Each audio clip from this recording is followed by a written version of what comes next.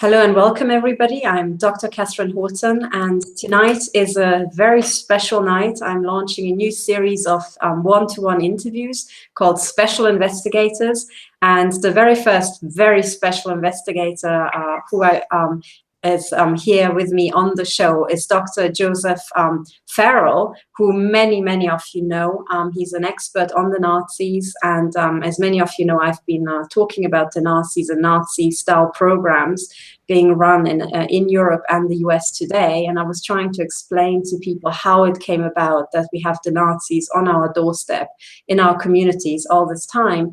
And if you really want to understand this problem, we have to go to the field experts in the matter. So I would like to introduce Dr. Farrell. Farrell, sorry. He was born in South Dakota, and he has a PhD from my alma mater, which is the University of Oxford.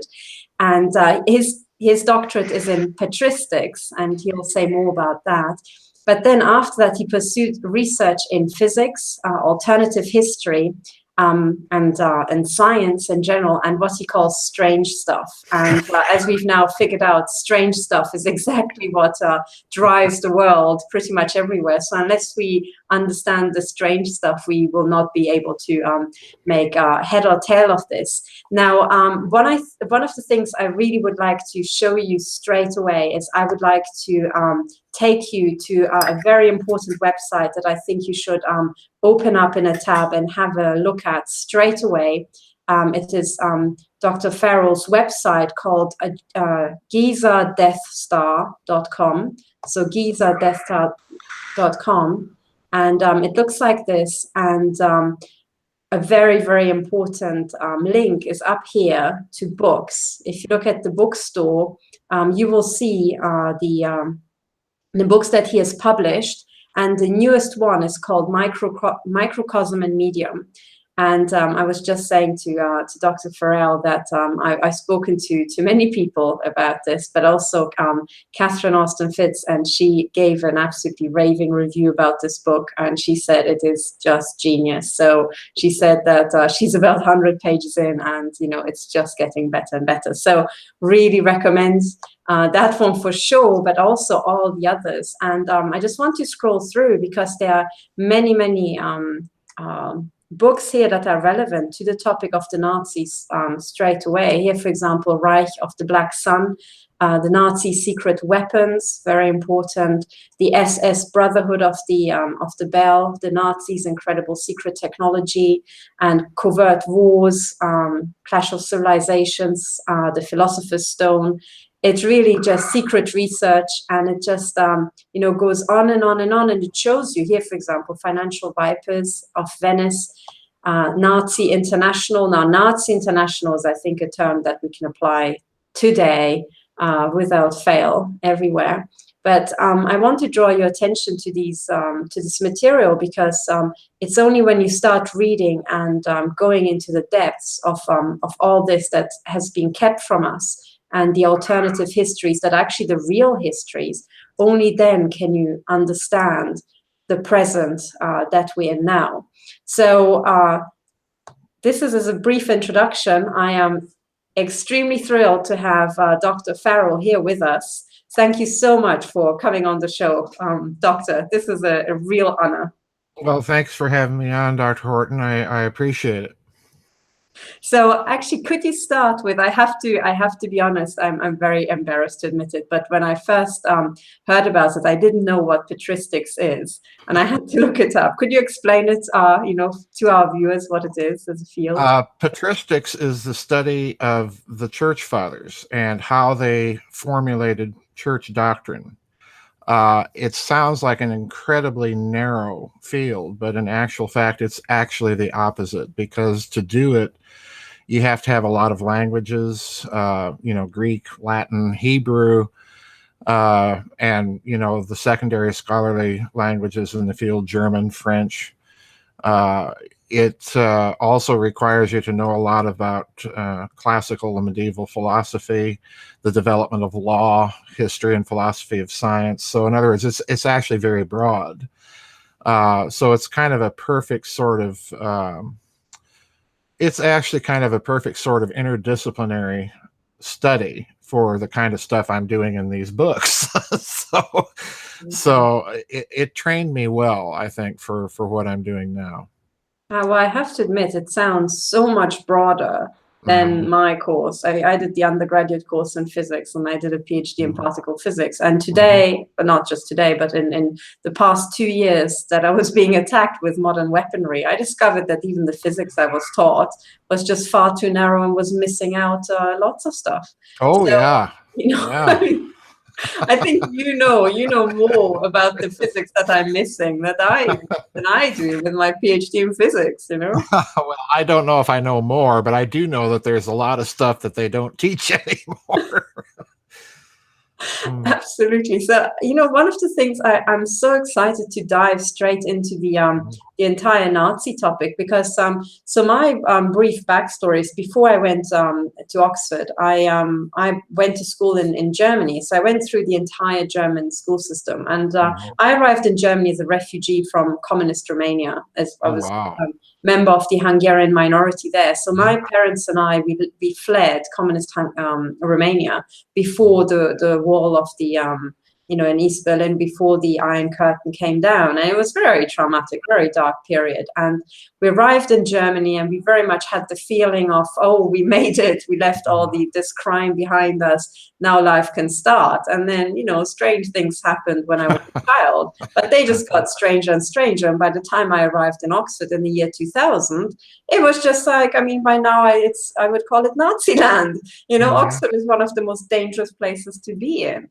And when I first started researching this, I had this creeping sensation I'm dealing with Nazis and Nazi methodology.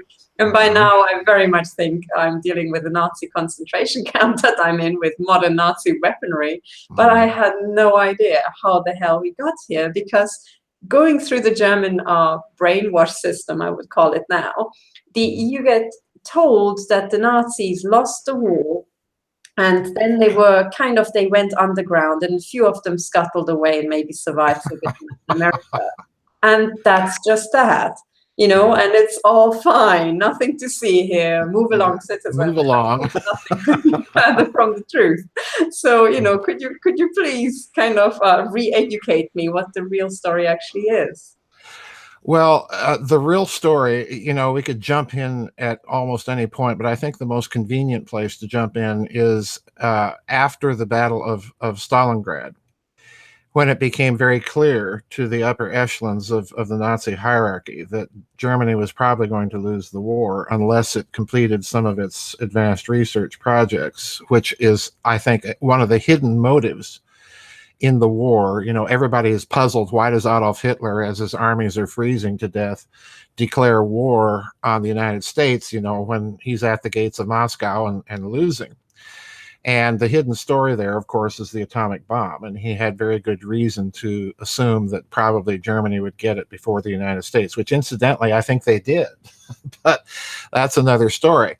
But I think the place to jump in here is that as the Nazi leadership, and in particular Martin Bormann, who is kind of the Amanos Grise, of the Third Reich, he's actually running the Third Reich and the domestic situation while Hitler's taking care of the war. So, it's effectively Martin Bormann that's running the show. And he begins a process. Various strategic evacuation plans are formulated after the disaster at Stalingrad. And if you go to a meeting that was sponsored by Martin Bormann at Strasbourg in France, he held a meeting of all the major German industrialists that were to send representatives to the Hotel Maison Rouge in Strasbourg, and the meeting basically was outlining a plan whereby all the German corporations would create just literally hundreds of corporate fronts around the world. And then they were to have a Nazi party liaison officer in the corporations. This is very important.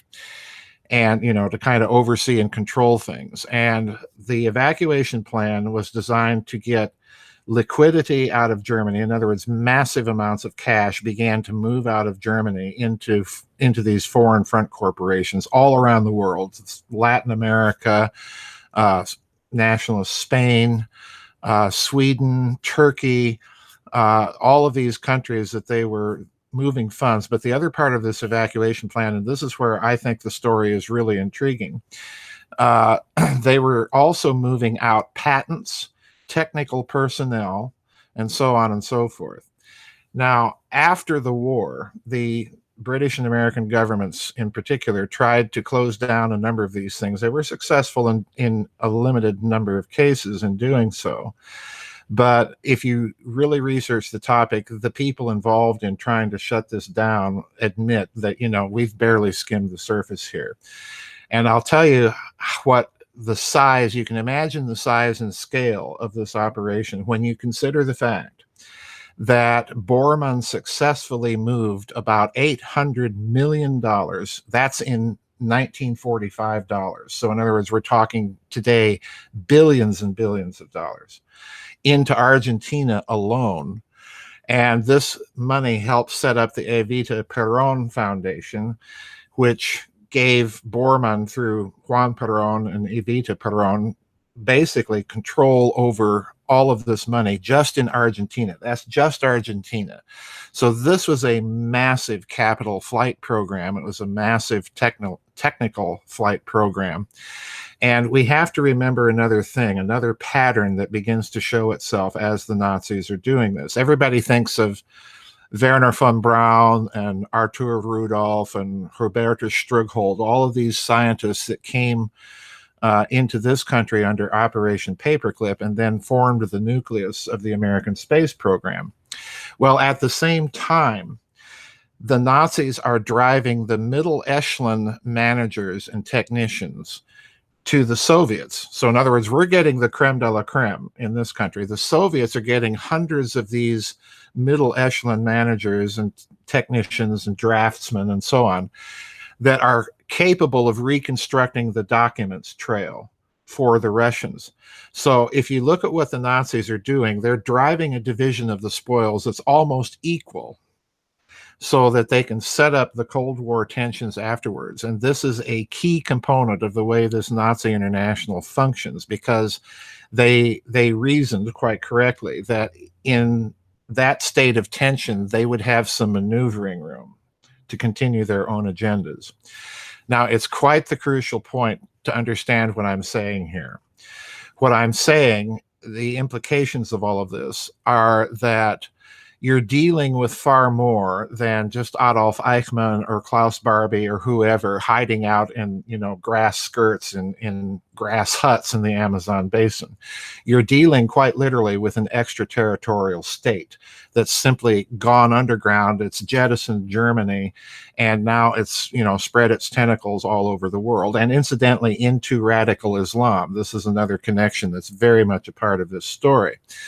But to give you an idea of what this organization was capable of accomplishing, in 1953, Juan Perón gave a press conference in Buenos Aires to which he invited all of the Latin American press corps. And he proceeded to announce that Argentina had solved the problem of the hydrogen bomb, you know, and this was 9 months before America had exploded its first hydrogen bomb. And then he introduces a German scientist by the name of Dr. Ronald Richter. And Richter proceeds to explain what he's doing, and then this whole project is roundly denounced in the world media by nuclear physicists that say, well, that's impossible. You know, you can't have nuclear reactions below a certain thermal gradient, you know, and Richter's talking about stuff way below, you know, what conventional thermonuclear chemistry suggested. Well, if you investigate Richter, and I do a rather thorough investigation of his claims in my book, The Nazi International, there was a reactor that they had set up that he had been building in southern Argentina near San Carlos de Bariloche and so on. And all of these scientists involved with the project had been brought over from, of course, from from Nazi Germany and basically formed a Nazi enclave in Argentina, continuing all of this advanced research. Now, I belabor this story because what this means is that this organization, if you stop and look at what's happening now, you've got vast sums of money, you've got a technology transfer, you've got patent flights and so on and so forth, and now you've got a bunch of Nazis basically using Argentina to continue some advanced research projects. So we're dealing with far more than just Nazis hiding out in Latin America and trying to escape the Mossad. You're dealing with an actual organized effort to continue some of their secret research. And this brings me back to the story of this flight capital program, because what the Nazis did is they drove certain technologies to the United States and the Soviet Union, but they kept the really good stuff for themselves.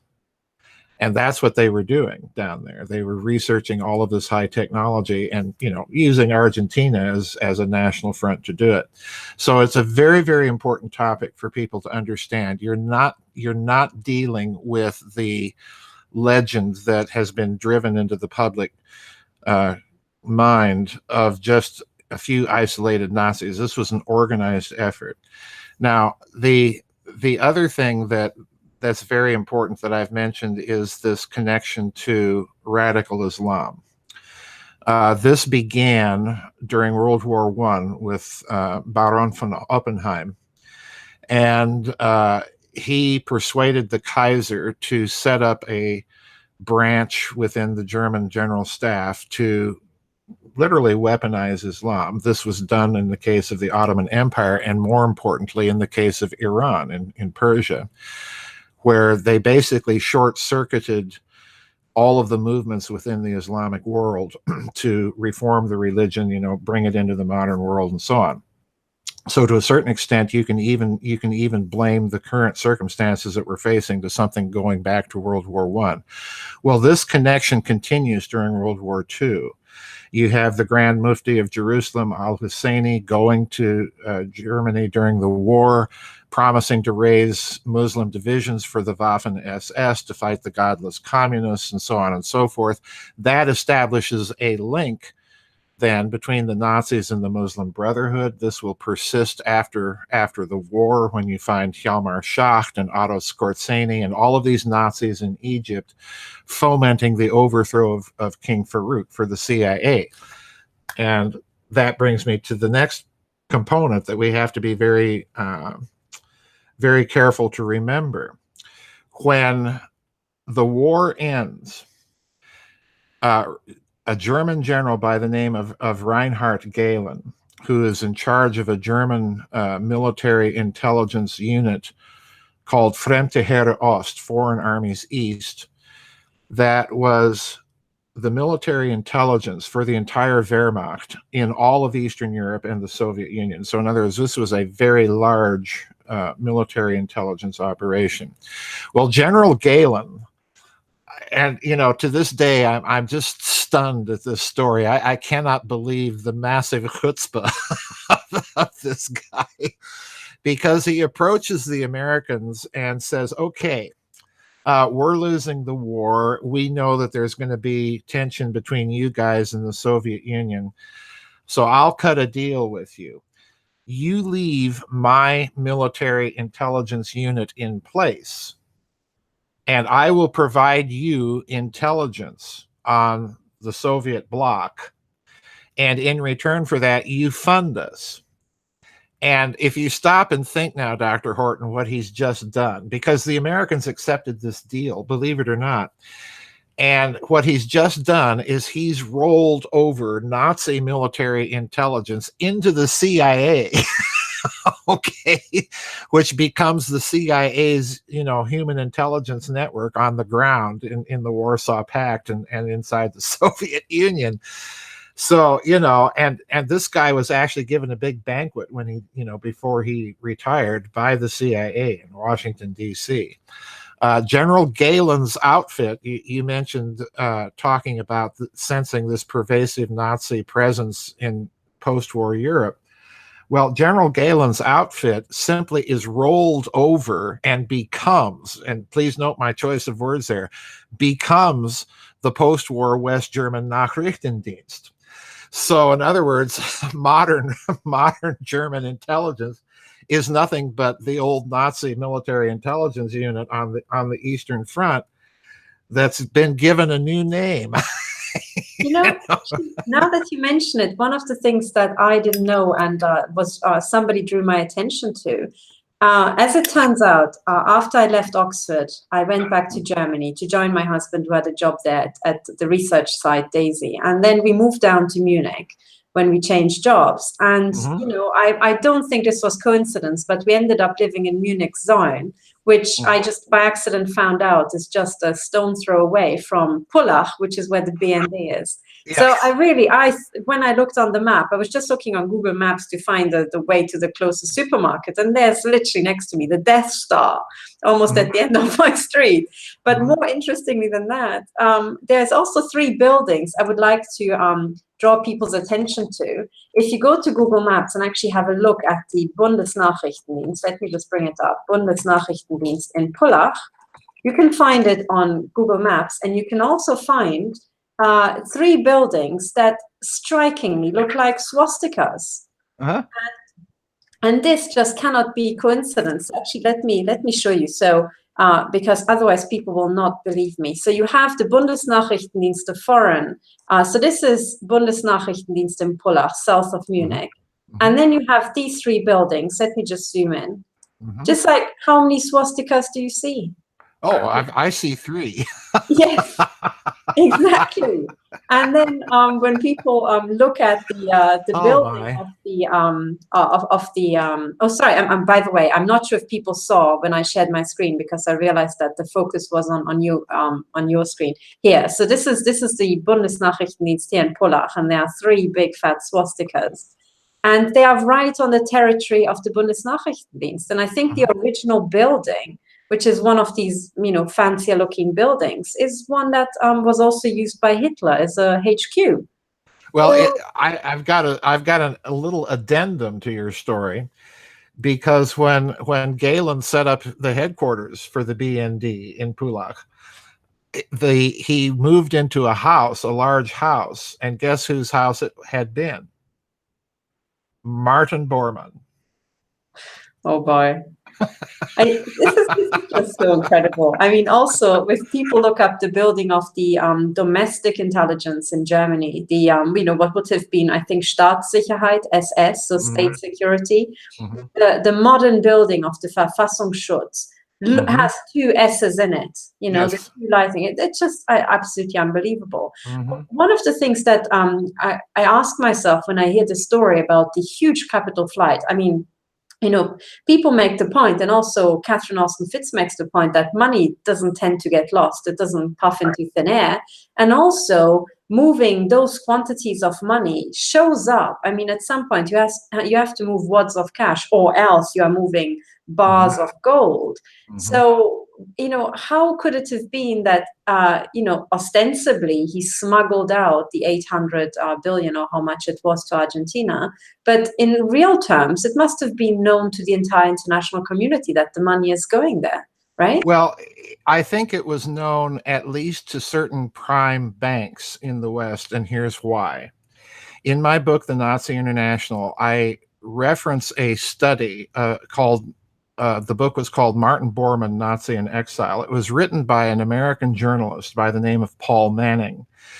And Paul Manning was a close associate and friend of the then CBS anchorman, Ed Murrow. All right.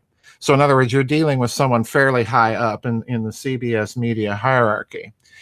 And he was in turn friends with Ladislas Farrell. And I'm sure I'm butchering the Hungarian name there, but Farrell wrote a book called Aftermath, Martin Bormann and the Rise of the Fourth Reich, in which he referred to Argentine Central Intelligence Agency documents that proved that the Argentinian secret services had Bormann under surveillance in Latin America.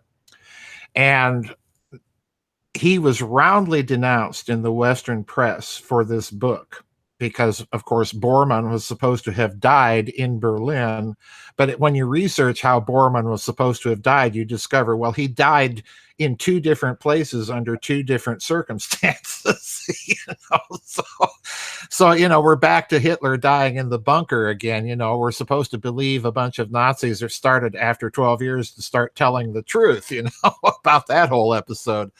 But Manning went down to Argentina and picked up on the trail that Farrell had outlined in his book. And then he discovered something truly astonishing.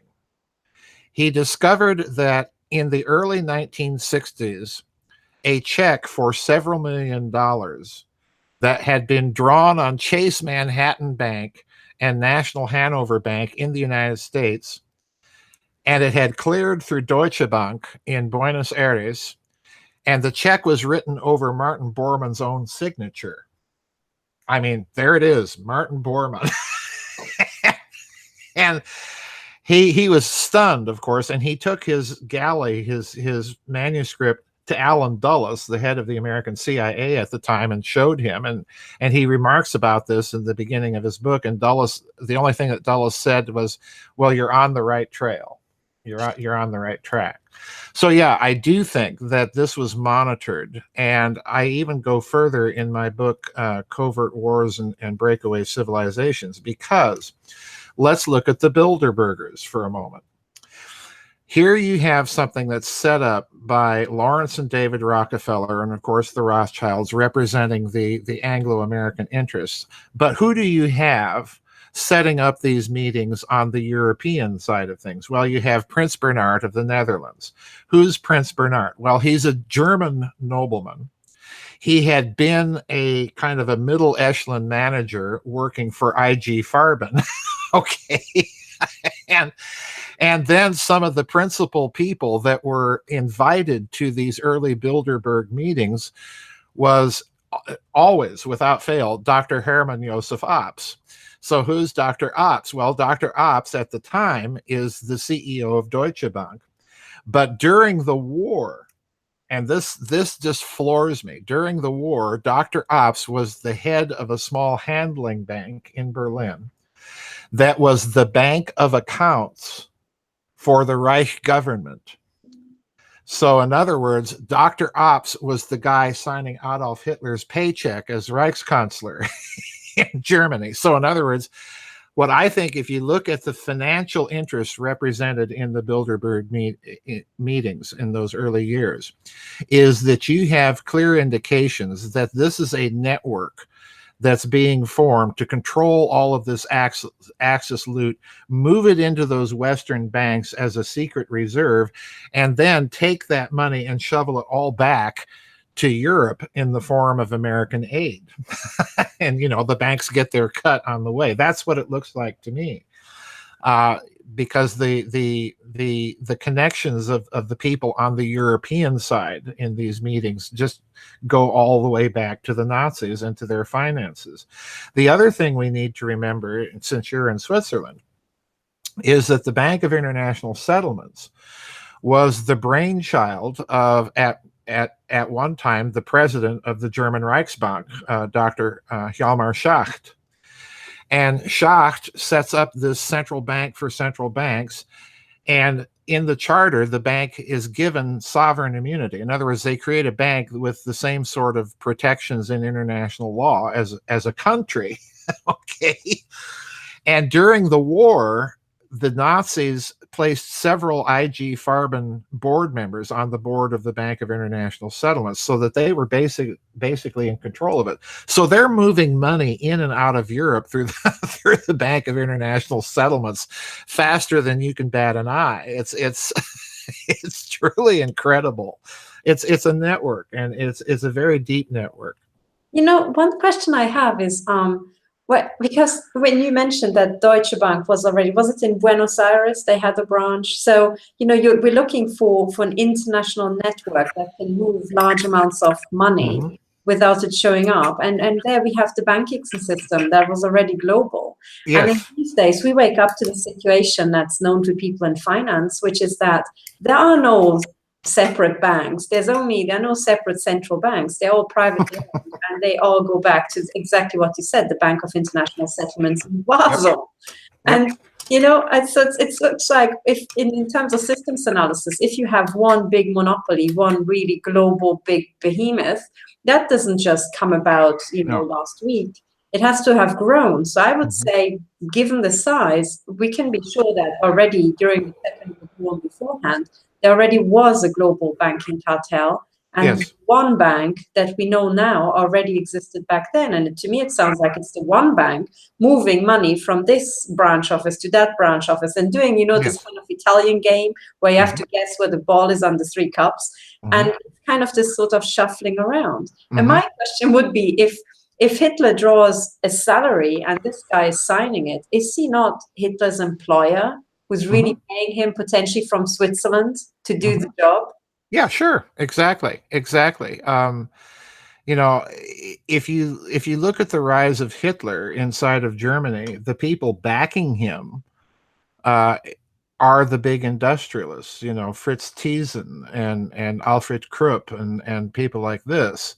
So it's a very clear pattern. And I should point out that the two individuals that more or less hooked Hitler up with the industrialists were Hjalmar Schacht and Rudolf Hess.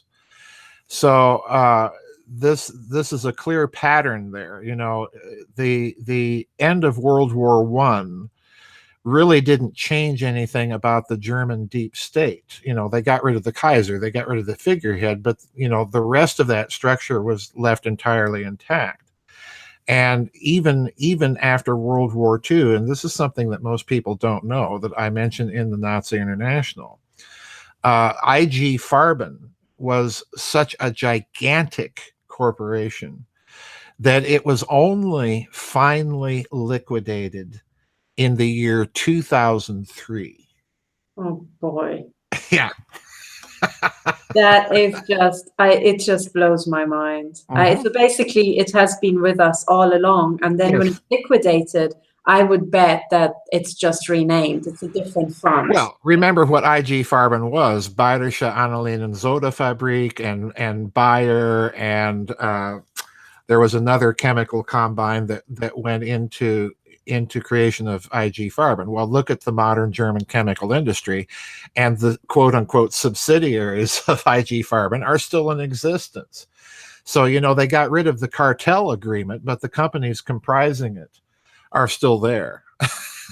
and incidentally, they're huge backers of Chancellor Kohl, and then of Angela Merkel, President Sarkozy in France, and so on and so forth. If you scratch and sniff long enough behind particularly German and French politicians, you're going to find those big German chemicals cartels.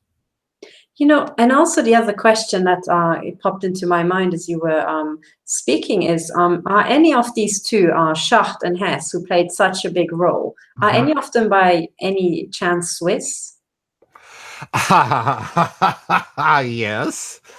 In my 9/11 book, the 9/11 book is called Hidden Finance, Rogue Networks, and Secret Sorcery.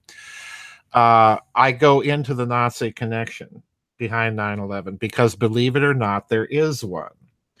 And let me briefly outline what it is so that I can get to Switzerland. The hijacker that we all associate with 9/11, the pictures were on every television screen. It was Mohammed Atta. All right. But if you dig into Mohammed Atta, you're going to find something very peculiar. Number one, when he's in this country, he did not act or behave like a pious Muslim. And rather, he's going to drinking parties, he's taking drugs, he's going to nudie bars and going out to Las Vegas, the whole debauched American lifestyle. Well, he was recruited in Cairo by a couple of Germans, and we don't know to this day who these Germans are. He then moves from Cairo to Germany. He spoke fluent German. He spoke Arabic, of course. He spoke Hebrew. you know, so he moves to Germany, where he lives in Hamburg for a number of years in the middle class area of Hamburg. And again, we don't know who his sponsors are, except we do know that while he's in Germany, he's being sponsored, here it comes, by the Karl Duisberg Gesellschaft. Well, if you look who Karl Duisberg is, he's president of Bayer during World War I and after World War I, and he's one of the movers and shakers that sets up IG Farben, okay? So we have an IG Farben connection to Mohammed Atta, and I said, well, that's peculiar. So I started digging a little more, and I found something that just absolutely floored me, because in Switzerland, there was a banker by the name of Francois Genoud. And this character was quite literally the Nazi banker in Switzerland. He was handling all of the post-war accounts in Swiss banks for the Nazis. He had the power of attorney for the Goebbels estate. He had the power of attorney for Adolf Hitler. He was handling the party finances in Switzerland for the Nazi party. And incidentally, he was the banker that put the bin Laden family in contact with Deutsche Bank. Okay. So yeah, there's a little Nazi connection there that people are not talking about. So if you wonder about all those Deutsche Bank puts and shorts on the stock market in this country prior to 9/11, you know, my guess is maybe that had something to do with it. Yeah. That is incredible. But also, Mohammed Atta, speaking so many languages, including Hebrew, to me, and then getting involved with something like that, to me, and it immediately implies he must have been a special agent of the intelligence agencies, no? A trained agent? Oh, yeah. Yeah. There's every indication, and I go into some detail in that book about the strange behavior of Atta and his associates on the day of 9/11. Because it's just bizarre. It's not behavior that you would associate with people that are going to fly airplanes into buildings. Because at one point they actually take a connecting. They drive from Boston up to Portland, Maine. They take a connecting flight from Portland back to Boston. Well, you know, if you're running an operation where you have to be on time, and you're going to jeopardize the operation by adding a link in the chain where that connecting flight may have been late. In other words, this does not make sense to me. In fact, most of the official narrative does not make sense to me. And then Atta, you know, his luggage is conveniently not loaded onto the flight, the connecting flight, so that the FBI can conveniently find it and conveniently find a last will and testament in there. And then Atta does something that no pious Muslim would do by writing documents in the name of Allah the Merciful and Muhammad his prophet and my family. You know, no Muslim is going to write such a thing because that would be blasphemous.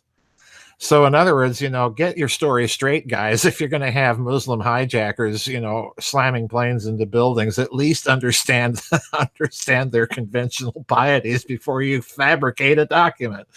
So yeah, there's just lots to this whole story. But to me, the part of 9/11 that does not get talked about nearly enough is this connection of Mohammed Atta to all of these mysterious Germans that we still don't know who they are, and the fact that he's being sponsored by a society named after one of the founders of IG Farben.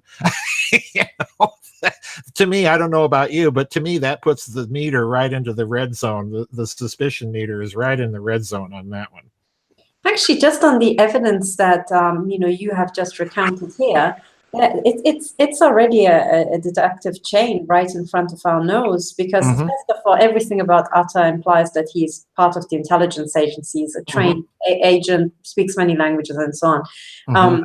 Then also, I would like to say that the same monopolization that created the one bank also created what I call the one agency, which is this growing together of all the intelligence agencies globally into this one surveillance agency. So if you're a member of the KGB or the CIA, you're pretty much working for the same company.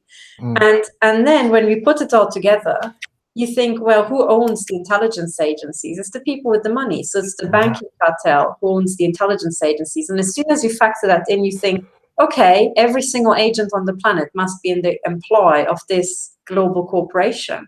So in other words, if you take a flight and you are about to be used as an agent to pull off something, you can rely on the fact that your plane will be on time, because the banking cartel that wants to pull this off already owns all the planes.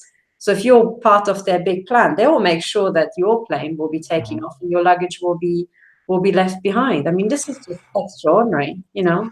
Well, that's possible, but in intelligence operations planning, the more variables you add into, the more moving parts you add to it, the more the chance is that something's going wrong and would upset the timetable. So I think exactly the opposite. I think that this little stint up to Portland was perhaps a bit of deliberate planning, let's say, to misdirect people's attention to a certain thing, namely Muhammad Atta and that whole story. Because there's another very peculiar fact about Atta that I did not mention, and that is when he's in Florida, he's being visited, not by a bunch of Arabs coming over and, trying to keep him in the faith and so on and so forth. But most of the people that he is being visited by are coming from Europe. They're coming from Switzerland. They're coming from Holland. They're coming from Germany. And they have names like Peter and Hans and Jürgen. So yeah, I do think you're right. He's got all of the fingerprints of these intelligence agencies, but which one? Who's running him? Is it the BND? Is it the Mossad? Is it the CIA? We don't know. But I do suspect that you're onto something when you point out that at a certain level, these intelligence agencies are all networked with each other, because prior to 9/11 in Pravda, a Russian economist, an associate of President Putin, a Russian economist by the name of Dr. Tatiana Koryagina, ran an op-ed piece in Pravda where she said, this I think was in July, so a couple of months before 9/11, where she said that the United States would shortly and soon suffer a major attack on its own soil, but that the attack was going to come from a small international network, or, let's use the word cabal of people. And then she went on to say, which has resources in excess of $300 trillion to carry out their plans and remake the world the way they want to make it. So in other words, she was saying that this attack was not being launched by Islam. It was not being launched by Saudi Arabia or Iran or Iraq or any of these, fall guys, but that there was an international cabal that was really behind this. So yeah, you look at that statement, and then you look at Muhammad Atta and all of these very bizarre and strange connections, especially to the Carl Duisberg Society, and you have to wonder, just exactly what's going on. And in my opinion, 9/11, getting into the physics here, the collapse of the Twin Towers to me is the key to this, because, to establish who the murderer is, you have to establish what the murder weapon was. So it's the mechanism of the towers collapse here that becomes all important to determine just who is doing what and why. And I get into great length in that particular book about the mechanism, because in my estimation, Dr. Horton, what you're looking at is a a multitude of mechanisms. We're in the Agatha Christie Murder on the Orient Express scenario, where everybody's got a motive for the murder and everybody's using a different murder weapon. And the detective finally figures out, well, everybody murdered it, but everybody had their own motivations. So there's several mechanisms in play that bring the Twin Towers down, not just one. And depending on who what the mechanism is, it's pointing to an ever narrower circle. This is the key. Conventional demolitions, that's a fairly wide expertise pool that you can draw from. If you start talking about nanothermite, then the people with access and the technical ability to use it narrows, and there's some evidence for that. If you narrow it even further to so-called mini nukes, and there are evidences that some sort of nuclear event occurred that day, that circle becomes even narrower. And then if you talk about exotic energy weapons, which I think is definitely one of the modalities involved, that circle becomes even narrower. And it's with that last component that you're in the territory of Nazi International, high-tech weapons, American Black projects, research, and so on. So yeah, I think several mechanisms, and those mechanisms point to different levels in the event.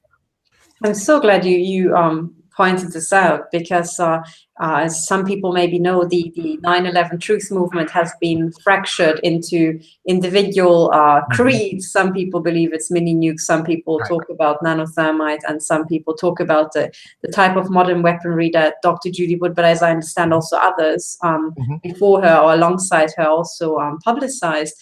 And I naively always thought that if I want to pull off something quite that big, I would want, as a physicist or engineer, I would want to have redundancy. Yes. So I want to know that one way or another I could bring this thing down, maybe not completely demolish it completely. And then, and I wonder if maybe these different elements were also used to make, break material down and make it disappear and compactify it and so on and so on to be able to pull it off quite so spectacularly. Because the one I remember is Dr. Judy Wood. She pointed out that the amount of material that arrived on the floor was nothing like what started falling at the top.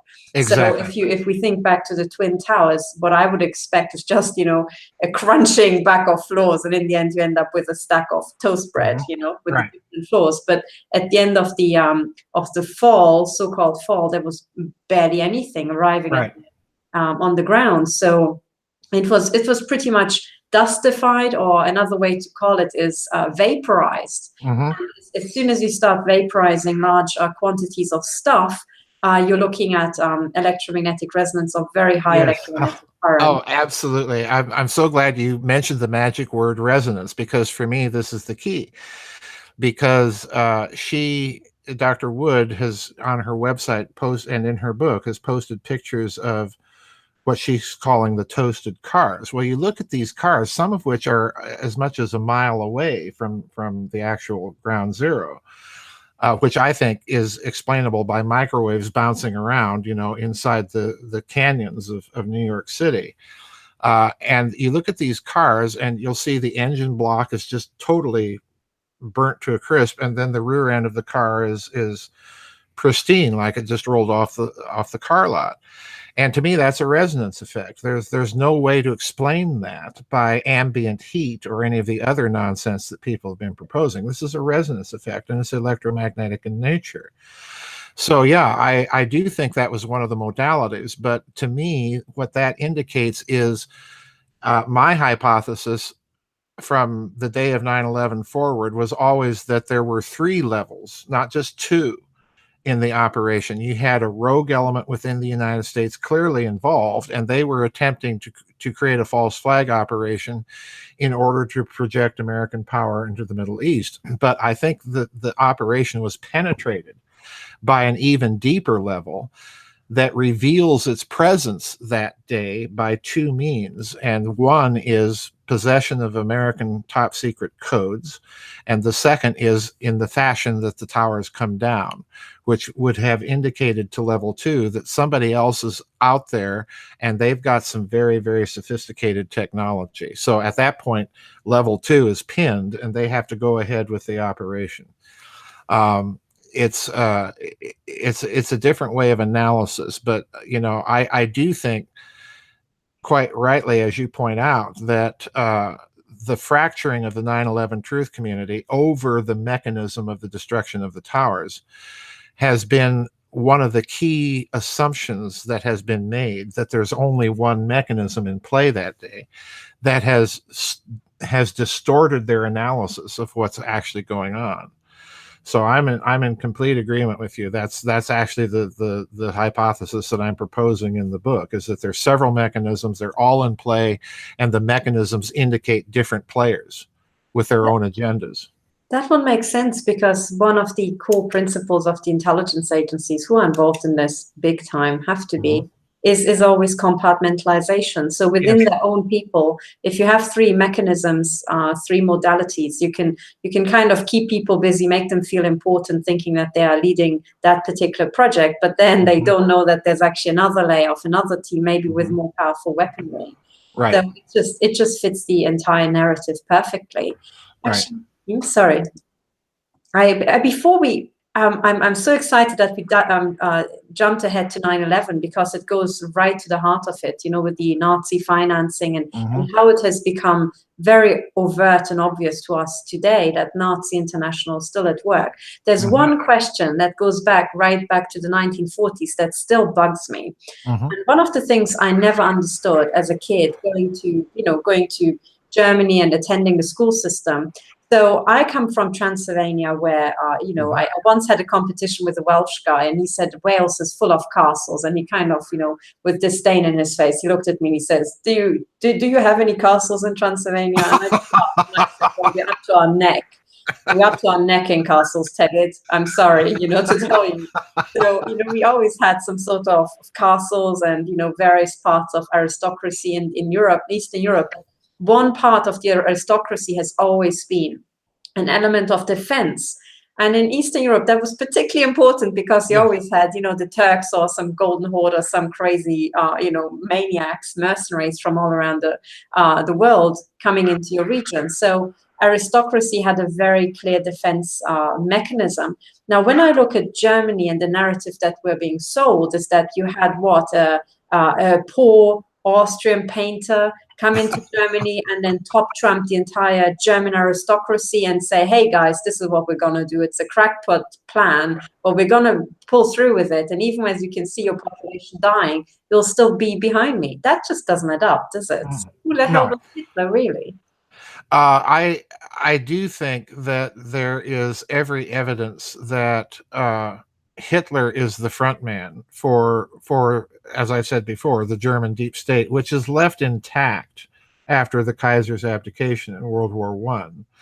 And that deep state, if you really look at, since we're talking in terms of aristocracy and historical traditions, well, that component of the German deep state, we're not talking about the industrialists and the bankers and all that now, but that component of the German deep state goes back to the Junkers, to the Teutonic Order, and so on and so forth. And it's very, very deeply entrenched in Prussia. And as we know, Prussia is basically the power that unifies Germany after the Franco-Prussian War. So that element is definitely present and continues its presence and operation even after the Kaiser's abdication. And we have to remember something about the Kaiser. The Kaiser, by dint of being the head of the House of Hohenzollern, is also therefore the Grand Master of the Teutonic Order. So, even in exile, he's still in contact with that element of the German deep state. And this is what allows him, he held daily briefings right up until his death on what was going on in Europe. And it was that fact that he still plugged into that aristocratic network in East Prussia that allows him to do this. So this is another very, very important feature of what's going on, I think, between the wars. And you see this factor even in the way that the German military managed to survive. And, literally overnight, Hitler takes power and bam, we've got the Wehrmacht. Well, how does that happen? Well, it happens because General Oberst Colonel General von Seeckt, who was the head of the Reichswehr between the wars, deliberately created a cadre army. In other words, he took that 100,000 man army that he was permitted under the Treaty of Versailles and trained the daylights out of it for the eventuality that when Germany did rearm, that 100,000 men was all promoted and they became the officer corps for the new German army. And, you know, it was quite effective, as we know. So Seeckt represents this connection between the wars to that aristocratic element in Prussia, because this is what he was. He was a Junker. And he continues that whole tradition between the wars. And so I think Hitler, to a certain extent, you look at Adolf Hitler, and he comes along and they stage the beer hall putsch, and he's thrown into Landsberg prison with Rudolf Hess, and they're being visited, you know, on a regular basis by General Haushofer of the German Geophysical Institute there in Munich. And Hess literally writes Mein Kampf for Hitler. It's not, you know, that's not Hitler's production. It's Hess's production. You know, so yeah, he's being steered and guided, you know, behind the scenes by some very, very powerful people. So again, I think you're absolutely correct. We have to look at the German deep state itself and question this public narrative that we've been fed, which I think, like you, is total nonsense. One detail that I came across living in Munich zone, at some point I wandered into a bookshop, and there was a book about the quarter of Munich that I lived in, Zolln, which used to be a little village that grew into Munich. And I just bought the book on a whim because it was describing Munich Zolln in the time 1939 to 1945. So this was a time when the BND was already stalking the hell out of me in Munich Zolln. So I thought, it looks like a Nazi operation. Maybe I should learn a bit more about Nazis in Zolln. And what was in this book is that there was not just generals visiting Hitler. It was also somebody called in Germany the Hitler Mutter, which was ostensibly an elderly lady who took a liking to him and visited him in jail regularly. Now, this lady lived just down the street from where I had my flat, I think on what's called Diefenbachstraße in Munich Zone. And it's a very affluent area full of city villas. So this woman seemed to be very rich. She seemed to come from the old families. And she comes again from the town that is just a stone's throw away from what then becomes the Bundesnachrichtendienst. So to me, it indicates there must have been already an intelligence organization headquartered there that was operational. And I guess we should also remember that a lot of the aristocracy traditionally used to be in secret societies. You know? Yes. And another word for the secret services. And, the picture just, one question I have is, what happened to the Teutonic Order? What is it called today, and where is it? Well, technically it still exists because, again, the Hohenzollern House still exists. And if I'm correct, I'd have to check on my files, but if I remember correctly, the title of Grand Master is still part of the titles of I forget who the current crown prince is, but it's still part of their title. So in some form or fashion, it does exist.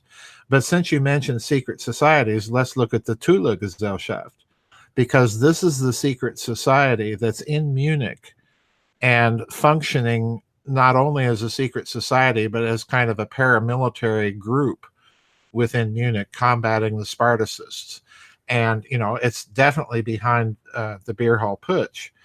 But interestingly enough, the Thule Gesellschaft is the society that gives Nazism all of its occult trappings. The swastika logo was used by the Thule Gesellschaft.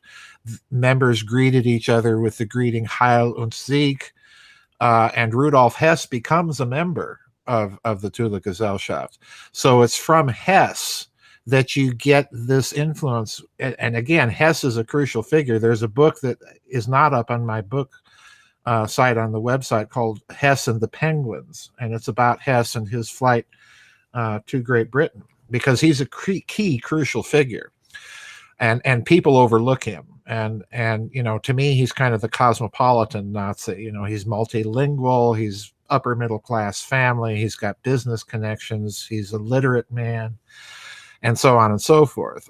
You look at the rest of the Nazi hierarchy, and probably the only person that would qualify as that sort of person would be Hermann Goering. But the rest of them, they're just pretty much thugs. But Hess is an interesting individual because he's the one that's funneling all of these ideas from that secret society into the Nazi Party. And if you look at the roster of members of the Thule Gesellschaft at the time that Hess joins, well, what do you find? You find people like the Prince von Thurn und Taxis, and you want to talk about a powerful, old, wealthy family. This family goes back to the Middle Ages and the banking families. The Italian branch of the family is Della Torre e Tasso. So in other words, there's an Italian branch of the family that's intimately connected to Venice. So you've got this whole network that's represented in the Thule Gesellschaft just by that one member alone. And trust me, there are other German nobility that were members of that secret society. And here, along comes Rudolf Hess. So again, to me, I think the picture is very clear. There is deep state involvement in the rise of the Nazi Party. No question about it. And for yet another connection, let's remember how Adolf Hitler himself got connected with the Nazis. He was assigned to spy on that movement by the German army. And that order probably came to Hitler via General von Epp in Bavaria, who in turn is answering to whom? General von Seeckt in Berlin. So you've got all of this network of connections that I think clearly indicate, again, that the German deep state is very definitely involved in promoting this movement to power. One question I have is, given that the German element is so overwhelmingly strong, and it was the German, did you say the German army asking Hitler to spy? Why would they ask an Austrian, for goodness sake? Did they not have enough German Nazis in that society? Or, was Hitler somehow connected to German elements somehow by birth? Hitler had maintained his contact with the Freikorps and so on after World War I, the Freikorps that began to arise in Germany. So he was connected with them. So he would make sense also from the standpoint as being an Austrian that volunteered to serve in the German army. They would have to look for somebody, especially given the fact that the Treaty of Versailles expressly forbade any Anschluss. And the reason it did, and this is overlooked by most histories of that treaty, the reason it did was that there was a very, very strong movement in Austria after World War I to unite with Germany. And they prohibited that by that provision of the treaty. So Hitler really is when he does annex Austria in 1938, he's really carrying out something that went all the way back to the end of the First World War. So I'm thinking that he would be a logical choice for the German army to infiltrate a movement that they're interested in and report back to Berlin. And eventually we know the story. Of course, he becomes the leader of the Nazi Party. And that's one of their platforms, that we want to reunite all Germans within the Greater Reich. So I think he's a logical choice from that point of view. There may have been many others, but they needed kind of an agent provocateur inside of the organization. He's a rabble rouser par excellence, so let's get this guy. But interestingly enough, the same has to be said of Rudolf Hess, because Rudolf Hess is himself a member of the Freikorps von Epp. We're back to General von Epp. And he's a member of that Freikorps. In fact, in my Hess book, I have a picture of Hess with other members of the Freikorps von Epp. So Hess is also a figure here that you have to look at as being perhaps yet another one of these individuals that was tapped to kind of keep tabs on things. And I clearly think that Hess, after the beer hall putsch in 1923, Hess originally flees to Austria, and then after Hitler is sentenced, is given that ridiculously light sentence in the Bavarian court, Hess comes back to Munich and stands trial himself, and he is sent to the very same prison as Adolf Hitler with a cell right next door. So in other words, it's like they're steering Hess, watch this guy, keep an eye on him. And, we know the rest of the story, that it's supposedly in Landsberg prison that Hitler dictates Mein Kampf, and Hess, the dutiful servant, is typing out what Hitler dictates, which again is BS. Hitler's original title for Mein Kampf was something monstrosity that was 4 years of fighting and struggle against the internet. This title went on and on and on. And it was Hess that suggested, no, that's that's never going to work. The title Mein Kampf was Hess's title. Wow. And if you read the book, it's a turgid, it's just bad, but certain chapters in it are very lucid, particularly the chapters on geopolitics, the Nazi movement. Well, those chapters in particular were Hess. He wrote those, not Hitler. So one question I have, when you describe that and how Hess was smuggled into the prison and right next door and so on, to me, that is a classical signature of a senior handler being placed next to somebody who has to be handled. Yep. And then my question is, why, if you just have some, frankly, on the surface of it, an Austrian nobody, why would they have to go about with such care, handle him carefully and have him publish the book with all the drivel, but then slide in the stuff about geopolitics that's really important. Mm-hmm. And to me, it's almost like people are handling him with silky gloves, mm-hmm. like not to upset him too much. So to me, it sounds like Hess is the handler, but mm-hmm. he's handling somebody who was very important. Mm-hmm. Could it possibly be that Hitler's daddy was somehow connected to the banking empire? In any way? Yeah. Yeah, during the war in this country, a psychiatrist was hired by President Roosevelt to do a very top secret psychological profile of Hitler. The man's name was Langer, Langer. And after the war, he published, this secret file that had been compiled for Roosevelt. And the title of the book was The Mind of Adolf Hitler. And in the book, he mentions that there were several intelligence files that the Austrian Chancellor Dollfuss had been compiling on Hitler prior to the Anschluss. And the files concerned the possibility that one of Hitler's ancestors, his grandfather, I believe, on his father's side, had sired illegitimate children by either a Rothschild family member or the maid of a Rothschild family member or whatever. And that Hitler was deathly afraid of his own Jewish background maybe having been exposed.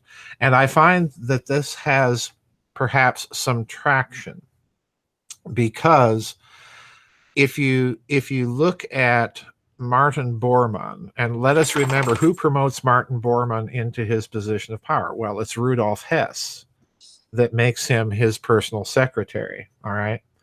So in other words, when Hess flies off to England and Martin Bormann takes over as Reichsleiter of the Nazi Party, he's just kind of stepping into the shoes of his boss. Okay.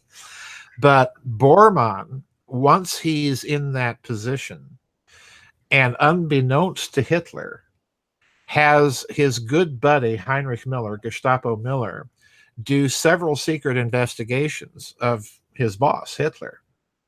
And I suspect that what Bormann may have been looking for was this information that he could use to Bormann, being the piggy that he was, could use this information to blackmail Hitler. you're dealing with a pit of vipers here with these people. And, nothing would surprise me. So there is a bit of traction to that story. And, again, Hitler being Austrian, perfect sort of individual to stir up Austrian sentiment, to create the greater German Reich. All of that goes back to the 19th century, and that's a part of history that Americans don't know too well. But you know the story, the struggle between Austria and Prussia for, who was going to unify Germany and how was it going to be done. So I think it's entirely possible what you're suggesting, that there may have been some secret that Hitler himself was trying to protect. And maybe that was the reason, one of the hidden reasons for the Anschluss. He wanted to get his hands on those files in the Austrian Chancery.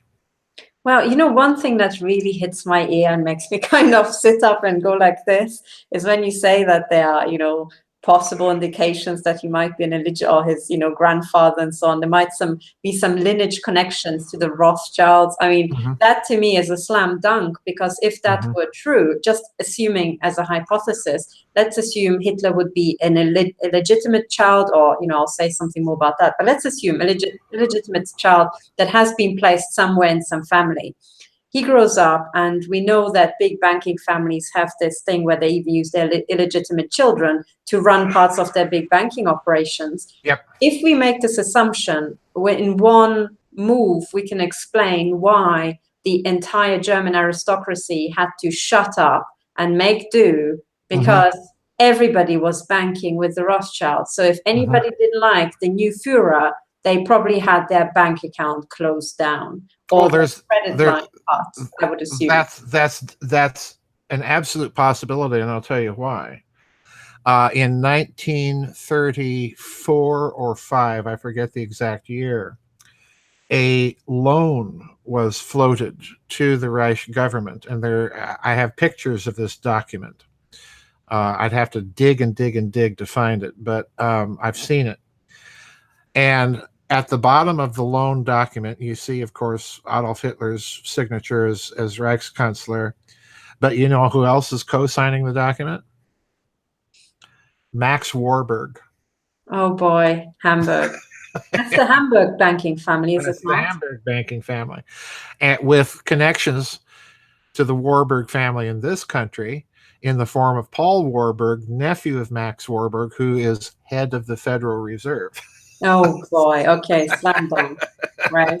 I think we're onto a winner right there. I mean, this is, it's such a simple question to think, how did an Austrian painter, just suddenly trump the entire German aristocracy? Because the German aristocracy could have also, what a prestigious position to be the Führer. And then really you would have Germany wanting to have an Austrian Führer. I mean, how embarrassing, right? So, but of course, if this is the connection, everything would suddenly be explained. Also, for example, I think there's images where Hitler is visiting Zurich, for example, the banking, city. And my question would also be, is it perhaps the case that Rudolf, Hess himself was making regular trips to Switzerland? Is there anything recorded about that, of regular? Hess, yes. Hess is one of these people that is trying to negotiate an end to the war between Germany and Britain after the fall of France. And there's every indication that Rudolf Hess undertook a number of very secret trips prior to his flight to Great Britain, to Switzerland, to nationalist Spain, where apparently he may have actually met with British diplomatic people in Madrid. So he's got his hands in quite a few fires. But let's go back to Hitler, the Austrian, for a moment. If you look, and I get into this in another book of mine called The Third Way, the current structure of the European Union is almost point for point drawn from a study that was conducted by the German Reichsbank and by I.G. Farben in 1942. And I believe the title of the book, it was a series of very academic papers that were drawn up You know, what are we going to do after we win this war? Well, let's create a European federation that we can dominate. You know? Golly, what happened? But anyway, if you look at the study, I think it's called Großraumkartell or something like this, large space cartel, and the study is how to set up a European Union, and the principal focus of the study is how do they amalgamate the patent laws of the various countries. In Italy and Germany, when they signed the Axis Pact, they set up a commission, a joint commission, to bring German and Italian patent law into sync.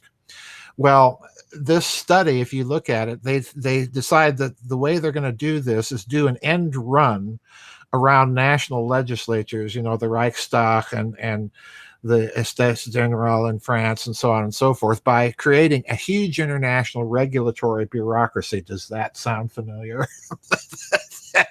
That the German banks and cartels can dominate. Does that sound familiar? Is there a reason the European Central Bank is in Frankfurt and not Paris? Well, yeah.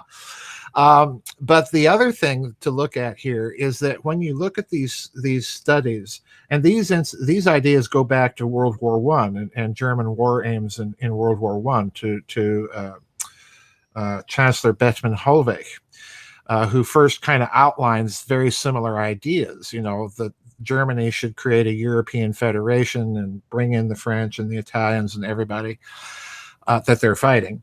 But the other thing that's key here to their thinking, their strategic thinking, is the whole concept of Mitteleuropa, Middle Europe, and a recreation essentially of the borders of the Holy Roman Empire, and then using that as an economic nucleus to drive the rest of Europe. Well, it's intriguing to me that when the Anschluss occurs in 1938, Hitler makes a beeline to the Hofburg. And what does he do in the Hofburg? Well, he gathers up all of the Habsburg crown jewels and takes them back to Munich.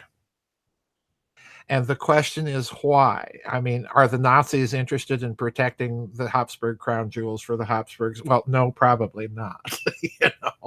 I suspect, and this is going to sound totally nutty, Dr. Horton, but I suspect that what they were doing was, after the war, they were going to reinstitute a monarchy and use those crown jewels as a symbolization of the legitimacy of their reign over Europe, and use that as a symbolic tool to make the connection.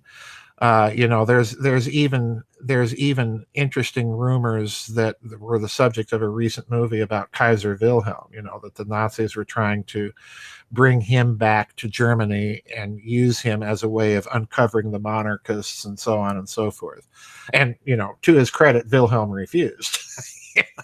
But I think every indication is there that they had plans for this Austrian, and the plans were much bigger than people can possibly imagine. And it goes back to this greater German Reich idea that was at the heart of the struggle between Austria and Prussia. Who's going to dominate it?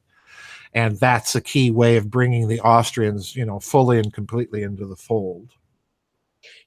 And that's another thing that's so interesting, because one of the things that we only just very lightly touched upon is the role of the secret societies and their power, and also their rituals, all this. Now, I'm bringing this up again. I'm kind of, going back a few steps, but I think it's relevant to the entire crown jewel story in my mind, because when I have heard people, indicate that, well, it could be that Hitler was somebody very important, and that made immediately sense to me. And then, if you now mention the Rothschilds, that immediately makes sense to me. But there's also something that we know now today about secret societies, and this is their rituals. And, a lot of secret societies are not just death cults, they're also sex cults.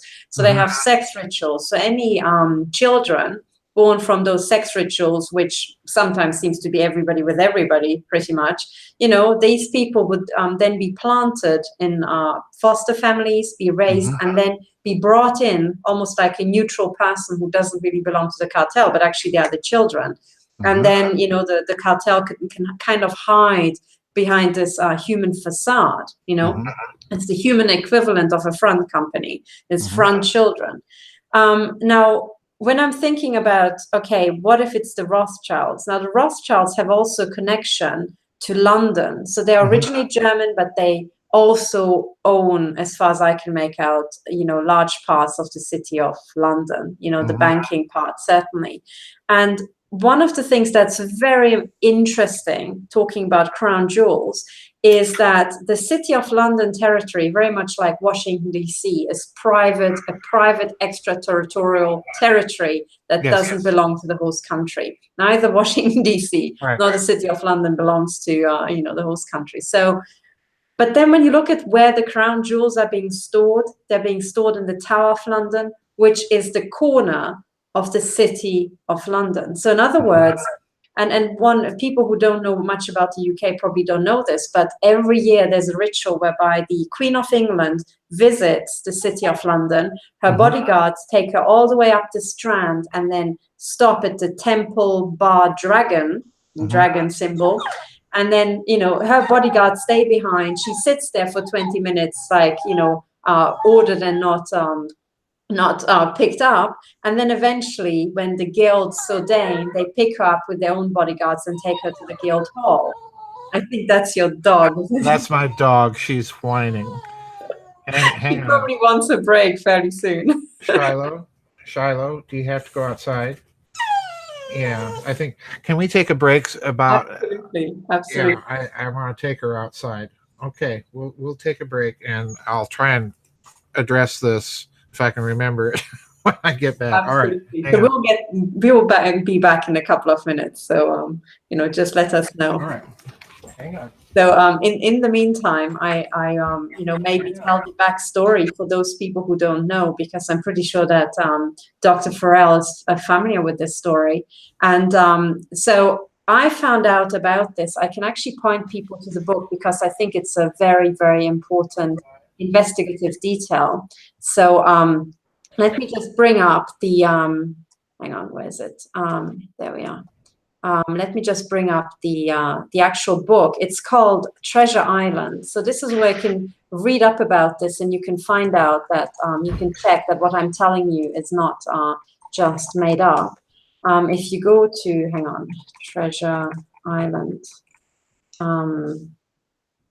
and the author of this, hang on, it's to do with tax havens. Where's the book? I've just seen it here. Hang on, yes, Nicholas Shaxson, not Stevenson here. Let me just show you the book because it's very, very important.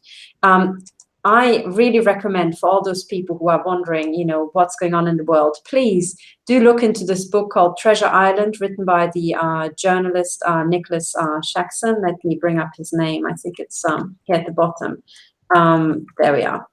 And it's about tax havens and the men who stole the world. So already with this subtitle, you can guess that, you know, this is some really important stuff is going on in that book. But 2/3 through the book, I don't think, maybe I can show you inside. Maybe there's an index.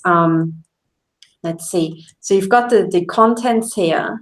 And as we are going down, the fall of America, let's see, where is it? It's towards the end.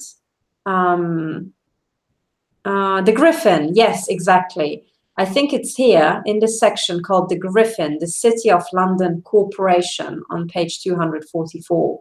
If you go into that part of the book, you will find a description of the yearly ritual that the Queen of England undergoes, which is the one I just began to explain, which is that, so she, you know, resides in Buckingham Palace, and then she's being taken in a big, you know, flamboyant ceremony all the way up and all the way up the Strand.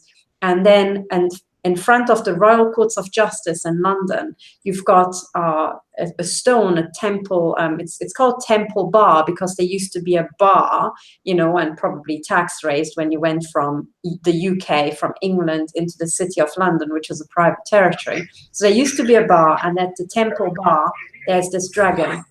And at the location of the dragon, the queen, you know, gets out of the carriage, is placed there without her bodyguards, has to wait for the guilds to pick her up, and then they take her to the sorry, let me just here we are. The guilds take her all the way to the guild hall.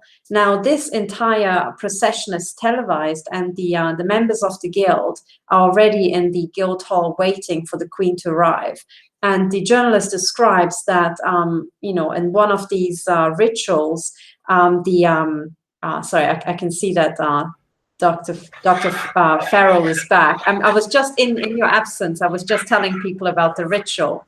And I just showed the book where it appears, which is Treasure Island by Nicholas Shaxson.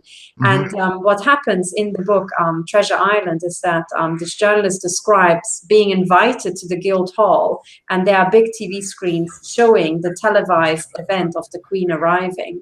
And then the commentator, the BBC commentator, says how odd it is that the Queen is just sitting there without her bodyguards, waiting for 20 minutes. And it was very, and the commentator says, how strange that such a fairly undignified situation would arise for the Queen of England. And in the moment, there's just big, you know, laughter in the hall, as if everybody in the Guild Hall is in on a secret, and just the rest of the world doesn't know what it is. And I think the secret that the people in the Guild Hall are in on is that the crown jewels and the entire crown of England is owned wholesale by the city of London. And this is why the crown jewels are kept in the tower.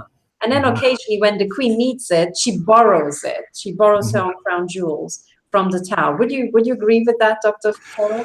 Well, yeah, I think in its essential outlines that's probably the case. The problem here is that we in the alternative research community are kind of conditioned to thinking that it's all the Rockefellers and the Rothschilds, as I like to call them, running the show. I think it's much more significant if we go back and look at the evolution of central banking in Europe, and then later, of course, United States,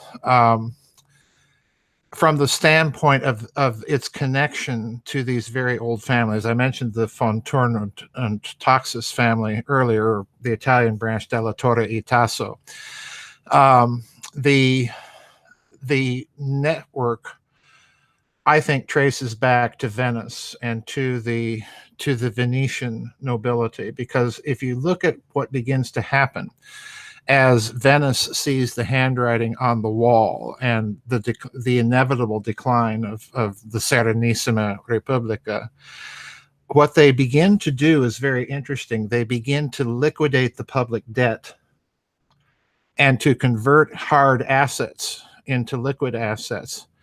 And then these families, via the von Thurn and Taxis, the Fuggers family in Germany that, you know, that Martin Luther railed against so much, they transfer these funds to another swamp, Amsterdam.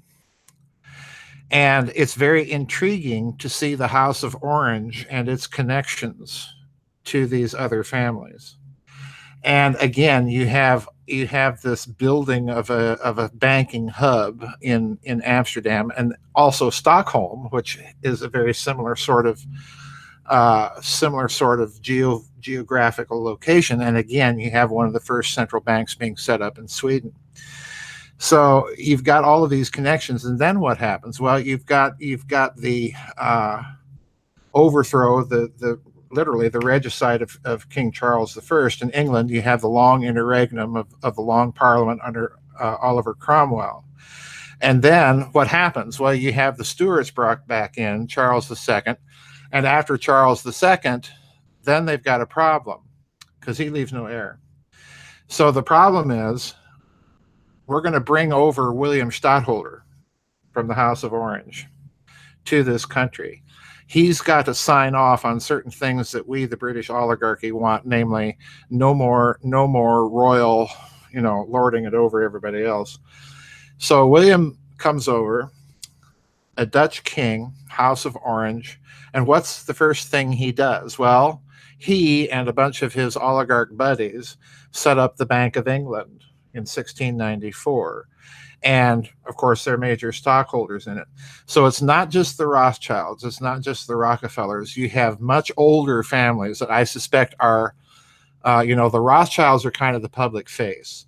I suspect that you have much older families with much more actual wealth and real power than the Rothschilds. The Rothschilds are kind of Johnny-come-latelys on the scene, as are the Rockefellers. And knowing the way that the Venetian oligarchy operated, they were very careful about vetting newcomers into the circle. You kind of had to pass a vetting process. Are we going to let you in? And if we do, okay. If we don't, you're out. So I do think these banking families are much more complex than just kind of a monolithic Rothschild Rockefeller nexus. That's certainly there. But I think you also have to look at families like the Giustiniani in Italy, Della Torre Itasso in Italy, the Taurus family in Germany, which is still there, still very wealthy, still very powerful. So you have to look at families like that and their interconnections, and they're connected to everybody. The Habsburgs, the Hohenzollerns, House of Orange, it's a network. Actually, the other thing that's also, if you want to investigate who really owns, large parts, one question to ask is, who owns Washington, D.C., and who owns the City of London territory? Yeah. And, when you asked this question about the City of London, I was trying to find out, and the furthest I could get was that the City of London, or the City of London Corporation's rights, because the corporation that owns the territory, go way back before William the Conqueror. So this is what, 1066, Yes. So yes. we need to look at owners who were around before 1066 and already owned a sizable, very wealthy, chunk of land. And it's London. I mean, it was always very rich, very powerful, and very important to trade as well. And I think another branch of investigation that we need to look at is when we're looking at for example, the International Bank of Settlements in Basel being created, as you described it, as an extraterritorial entity with the powers and the status in international law of a country. The Vatican has that sort of status. Yes. But and also an older version of that, of this kind of like free trade zone, you can do whatever you like within that, is I think also the Hansa cities, the Hanseatic League. Because and then maybe if you look at the Hanseatic League, as you were speaking, I was kind of because my history is absolutely atrociously bad, and I'm just learning it as we go along. One of the things that I looked at was just on Wikipedia, the Hanseatic League, and it was a North German league here. So it would explain why Stockholm, is also a very important part. And here is the down here, the Hansa proper, and here are places like Hamburg, but also further down are places like Stockholm. And it means that in these areas where Stockholm, I've just seen it somewhere. It's somewhere here. It just escaped my attention. But anyway, so in these places, you would have an accumulation of wealth and banking operations that would become, incredibly wealthy and would buy up real companies and would accumulate power. So I think we're looking at, you're probably right, not just the Rothschilds, it's also banking families that are maybe much more hidden than them behind the scenes. And I think, in systems analysis, the only thing I can say is that when you're building a monopoly and you're accumulating assets, size matters. So the biggest player 200 years ago would be the biggest player now. Or in other terms, if we're looking at the biggest players these days, are we looking for them? We can go back in history and say who was the wealthiest player before William the Conqueror. And I think my answer is it's probably the church, right? I mean, they own lands around the world. So would it be the Vatican behind all this? Well, it would be a twofold thing. It depends on what kind of wealth you're looking at. Let's go, before I forget it, let me mention the Hanseatic League is formed in part by these North German free cities to combat the power and influence of the Teutonic Knights. So by the time that you get to the electors of Brandenburg, that eventually becomes the House of Hohenzollern, when they become grand masters of the Teutonic Order, and at the same time they're acquiring territories that were formerly a component of the Hanseatic League, what you see is the beginnings now of the modern German deep state, because they're integrating that old Teutonic Order, which continues more or less with the Junker class in Prussia, with those banking cities. This is a very clear pattern, and it's at that point, by the time of Frederick the Great, that integration is fairly complete, and it's a very powerful infrastructure that he has at his disposal. I mean, just look at the 7 Years' War and what he was able to pull off in that, because he had that infrastructure behind him. But let's go back to your question about the Middle Ages prior to William the Conqueror. It depends on the kind of wealth that you're looking at, because the Vatican certainly has hard assets, just all over the place. But the other kind of wealth that's beginning to surface at that time, again, is Venice and the idea of liquidity, wealth in the form of financial liquidity. And Venice is literally taking advantage of a special status, very much like the city of London, that it has within the Byzantine Empire, because it was granted by, I forget which emperor it was granted a special status within the Byzantine Empire as kind of an autonomous province, and it was given special trading privileges within Constantinople and so on and so forth. So this is what enables the rise of Venice as a center of international banking at the time. The other thing I think you have to look at for the centers of wealth that begin to emerge after William the Conqueror are the northern Italian city-states, Florence, Padua, Genoa especially, the great rival of Venice, because again, their wealth is built not so much on land, but on financial liquidity, on their control, particularly in Venice's case, the control of bullion markets. Venice was able to manipulate, currency values throughout all of Europe simply by its ability to manipulate exchange rates between gold and silver. And that's a story I get into in Financial Vipers of Venice. So it's a very complex picture. And again, I think it takes us back to the problem that we're dealing with a very complex network. Certainly the Roman Catholic Church is involved in this. We've seen since Pope Leo XIII efforts on the part of the Vatican to rein in the independence of their own bank. And that, speaking of which, that bank is intimately tied to the Nazi flight capital program. It's intimately tied to the Japanese plunder of Asia, because Hirohito took some of those proceeds and stuck them in the Vatican Bank. So, it's it's a very complex picture. And for the Rockefeller-Rothschild nexus, the Vatican Bank represents the one major international banking institutions that they don't have their claws completely into. That's another huge problem for them. I do think that there's some evidence that the current Pope, Francis I, was placed in there kind of as a regime change operation by those people.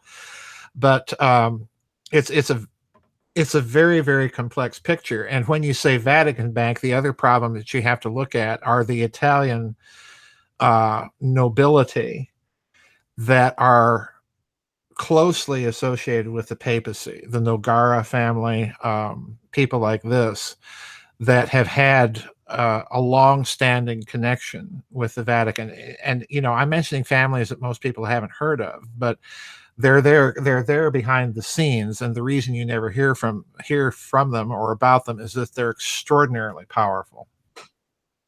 You know, actually, when you're telling me this sort of, you know, you give me this map, the question that flashed through my mind is if the old world order is pretty much the Vatican, is this why the Rothschild and Rockefeller endeavors are called the New World Order, because they are trying to break up the Vatican Bank? And is this why we're hearing so much about the pedophile scandals in the Vatican and the church, Yes. to really break them down?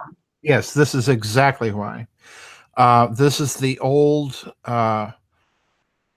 struggle that manifests itself in the public mind as the struggle between Masonry and the Vatican. And that really, in my opinion, comes to a head with Vatican I, when papal infallibility is finally made a dogma de fide. And it's not just papal infallibility, but the other important thing that council decreed was that the Pope has a supreme, immediate, and universal jurisdiction. And those are technical terms of law. That means that the Pope has the authority to bypass the normal functioning. Immediate jurisdiction means that he has the ability to bypass the normal functioning of the hierarchy and intervene directly in the affairs of any individual Roman Catholic. Okay, supreme jurisdiction is obvious from the term, that it's a jurisdiction beyond which there are no jurisdictions to which you may appeal. The interesting thing about Pope Pius IX, who was Pope at the time that Vatican I occurred, is that there's a certain amount of evidence, which I get into in Financial Vipers of Venice, that he was a Pope that was placed there by those high Masonic powers, because there was considerable objection to those doctrines within the Roman Catholic Church at the time. Principally from Germany and Austria, but there were some objections from Italian cardinals and French cardinals and so on to the doctrine itself. So I think it's entirely possible that you, as you say, you're witnessing a struggle, an ongoing struggle to delegitimize the Vatican or take it over. That's been going on for quite some time. This goes all the way back to the 18th century and the struggles with the Bavarian Illuminati and so on and so forth. So it's a very old struggle. Right now, it looks like the banking Masonic party, let's call it that, is in the ascendancy and probably has been since Vatican II. So if you're saying that the Vatican is being trumped by the Masons, who are the Masons? Who set them up? Because the only thing I know is that the Illuminati were set up by this guy Weishaupt, who seemed to have been funded by the Rothschilds. Is that right? No, I don't think he was founded by the Rothschilds. That's a very interesting question. Weishaupt, and it's important for people to understand, he recruited people from all over Europe as part of the Illuminati. But the way he did it was he penetrated Masonic lodges. So in other words, he used a secret society and created a secret society within a secret society. Weishaupt is coming out of a certain trend that began to develop within Roman Catholicism all the way back with Dante and people like that, who had the idea that you could practice the natural virtues, not the religious virtues. You could practice the natural virtues that did not need divine grace to bring about a global order. You find that very clearly expressed in Dante. And as a result of that idea, which would be technically a heresy for traditional Roman Catholic doctrine, many of these people, very influential people, worked underground. And Weishaupt, I think, is coming out of that influence within Roman Catholicism. He's setting up essentially an order of perfectibilists, dukes, clergy, whoever, that think that this idea is possible. And he infiltrates the Masonic lodges. When the Bavarian government shuts it down in 1786, I think it was, what the Bavarian government did, in a certain sense, was it scattered the Illuminati to the four winds. And Weishaupt himself ends up in Frankfurt. So there's your Rothschild connection. I think at that stage, it is fairly clear that that's where that connection began, but it did not begin with the original founding of the Illuminati order. This is coming from somewhere else. Some people suspect that because Weishaupt was a professor in a Jesuit seminary in Ingolstadt, that this was actually a Jesuit operation. Well, again, that's possible. I haven't seen any hard evidence to that fact. The order existed. We know that the order had a hidden influence in the early stages of the French Revolution, and so on and so forth. But after that, the document trail goes dark, and we're left to conjecture.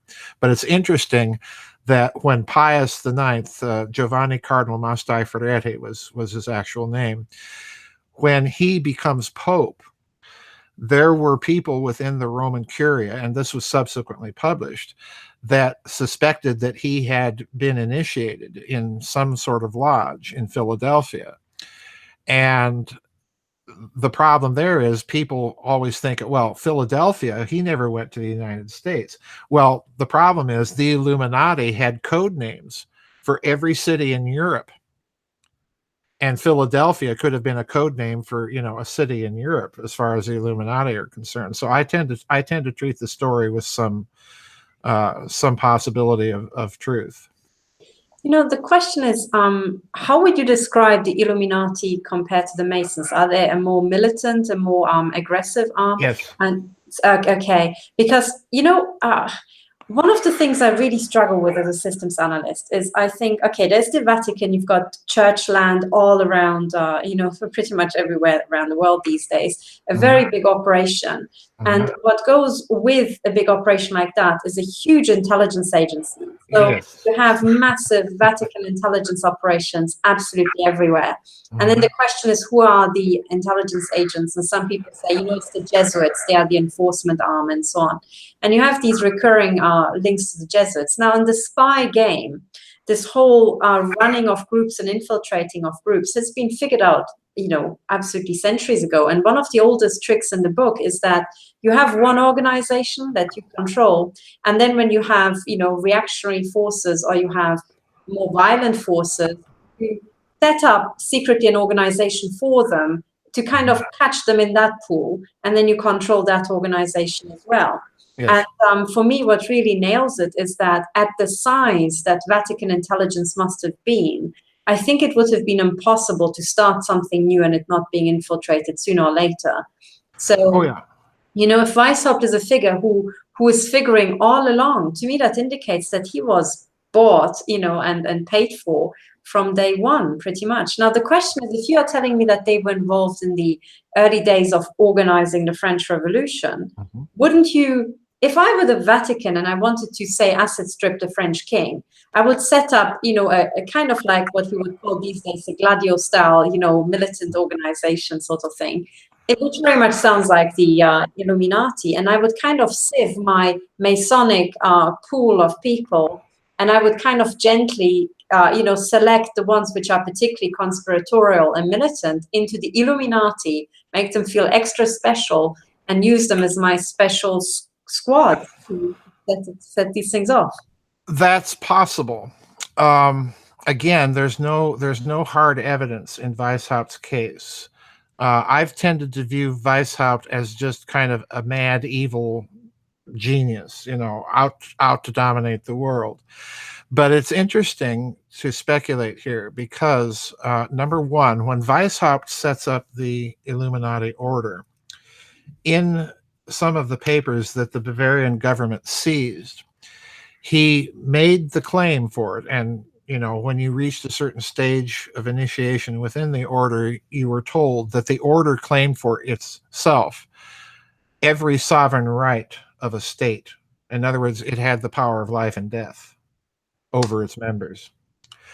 But the other interesting thing is that when you turn to the French Revolution, you mentioned asset stripping. And it's very interesting and intriguing to me. And no one, as far as I know, has ever done kind of an alternative history of the French Revolution and its aftermath, the Directorate and then the rise of Bonaparte and so on. But it's interesting because when the Committee of Public Safety, Robespierre, Danton, all those people, assume power, one of the first things they do is they start issuing assignats, debt-free money. Oh boy. Oh boy. And what happens in the rest of Europe? Well, they explode with outrage that, you know, you can't do this. And so what happens? Well, France finds itself at war with everybody, you know. And as a result of this, the French, the Directorate, the Committee of Public Safety, and later the Directorate, create what they call a nation at war economy. They standardize armaments productions throughout all of France. So in other words, it's not one little cannon maker in Lyon making a particular size of cannon and another cannon maker in Toulouse making yet different sizes of cannon. Everything becomes standardized. So you really see in France the creation of the first kind of modern or proto-modern military industrial complex. And this is why it's so difficult, you know, when Napoleon comes along. It's so difficult to defeat France because the whole nation is mobilized in the war effort. And this is a revolutionary thing that he kind of inherits. So there's this financial aspect to the French Revolution that I don't think has ever been adequately studied. And when you couple that to the fact that you've got all of these Masonic groups vying for power in the early stages of the revolution, you know, the Duc d'Orléans and the Orleanists and so on, the Jacobins, most of them have their own secret society connections. And to me, the true telltale sign that something is going on here behind the scenes is Maurice de Talleyrand. Because if you look at this guy, you know, he's a laicized Catholic bishop. He's the foreign minister for Louis XVI. He's the foreign minister for the Directorate. He's the foreign minister for Napoleon Bonaparte. And then he ends up being the foreign minister for the Bourbon Restoration at the Congress of Vienna. You know, so this guy, you know, you couldn't get rid of this guy and you never knew where he stood. But the fact that he's able to persist through several different changes of regime, some of them wildly ideologically opposed to each other, tells me there has to be a hidden hand. Now, I have never found evidence that de Talleyrand was a member of any of these secret societies. However, the important thing here to remember is de Talleyrand was the mastermind, so to speak, behind the expedition of Bonaparte to Egypt. And that's definitely a Masonic interest.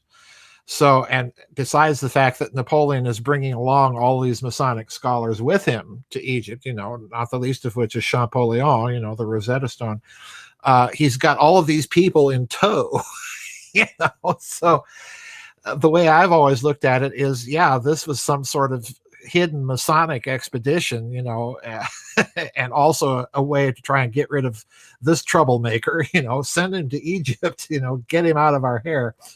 And, you know, unfortunately, that expedition turned out to be at first very successful and then a disaster. And then the little corporal manages to make it back to France. So I've always suspected that there's a huge hidden hand in all of these events. To me, it's just too clear. If you look at what's actually there in the public record, it's way too clear. Couple in secret societies, couple in the Illuminati and the affair of the necklace prior to the French Revolution, and there you go. There's something going on. This is just incredible because so I don't know anything about the Talleyrand, but one of the ways to check, in my experience with these Masonic people, is you look at either their portraits, and as you were talking, I was just looking at a portrait of him online.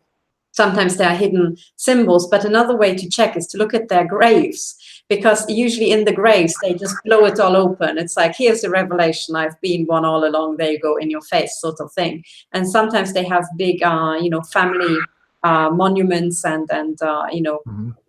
all sorts of decoration. And then you can actually tell who is behind this all. One of the things that I'm looking for is, I want to, when you are talking about a hidden hand, I would like to bring up an image which is very, very famous.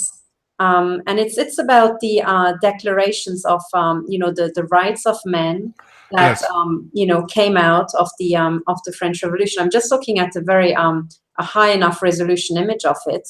Let me see if I can find one, because one of the things that is absolutely striking. Yeah, here it is. Oh, perfect. Yes. So let me just share my screen and show you some details that I find absolutely breathtaking.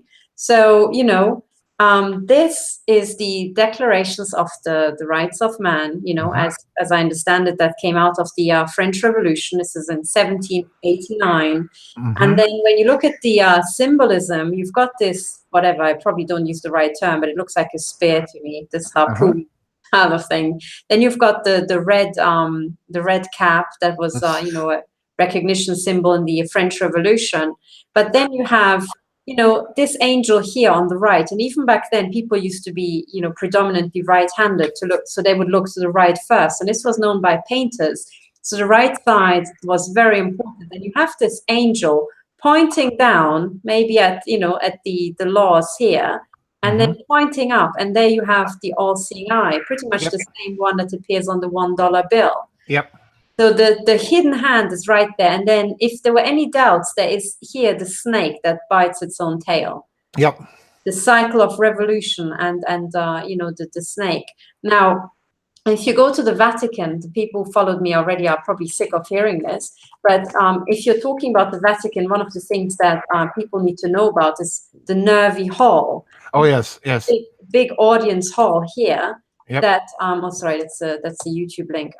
But you can already see that, it's the head of a snake. Yes. So you have the eyes of the snake here, you have these scales, you've got the tongue and the fangs. And then when you look at the building from the outside, it's literally the head of an emerging snake right in Vatican City. So, what to me, this the Declaration of the Rights of Men, this snake is pretty much the Vatican to me, is it not? Well, I would say that the Vatican isn't necessarily a covert serpentine organization, but rather I would take the view of the late Father Malachi Martin, that it was penetrated by such a group.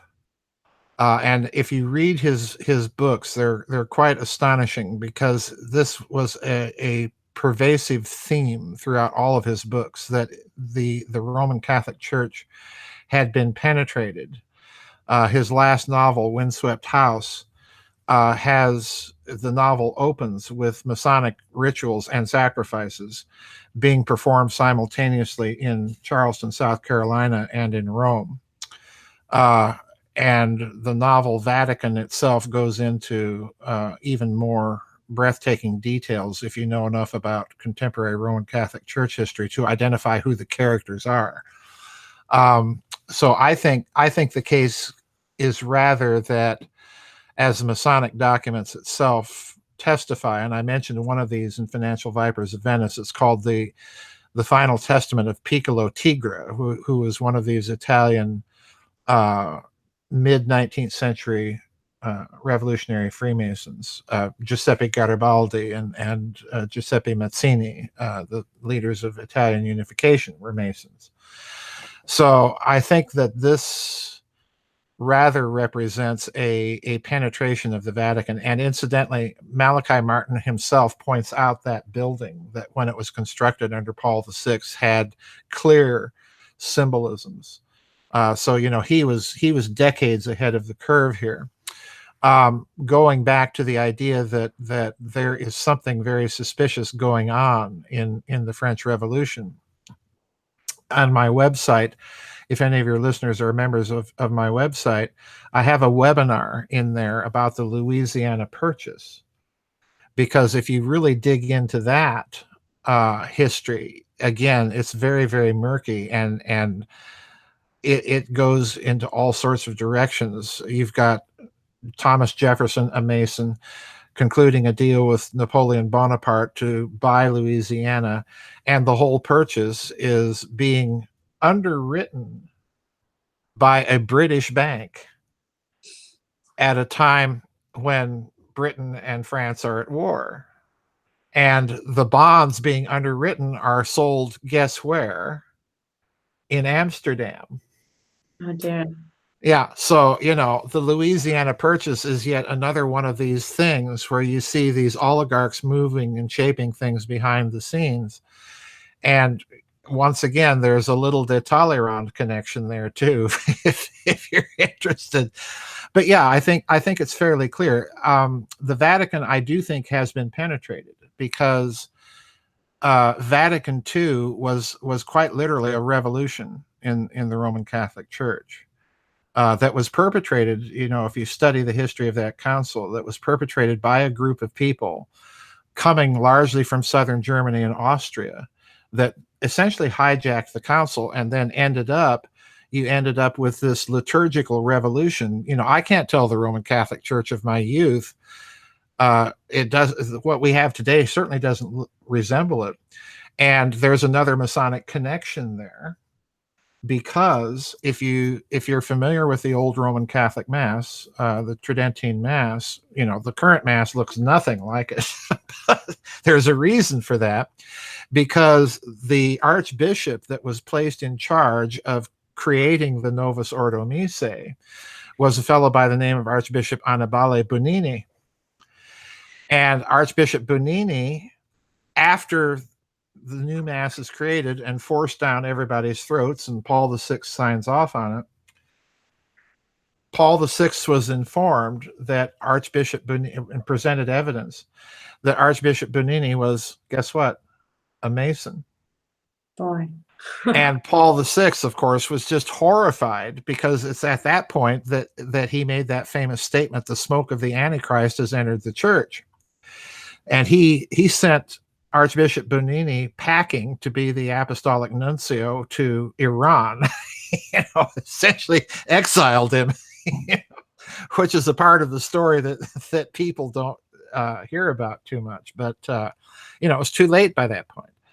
So there was a revolution in the Roman Catholic Church, and then of course everybody else followed along. You know, the Lutherans, the Anglicans, they modernized and gutted their traditional liturgies and doctrine. And it's informative to note that big contributors to the World Council of Churches, to the National Council of Churches in this country are, guess who? The Rockefellers and the Rothschilds. Yeah. Oh yeah. boy. Yeah. This just blows my mind.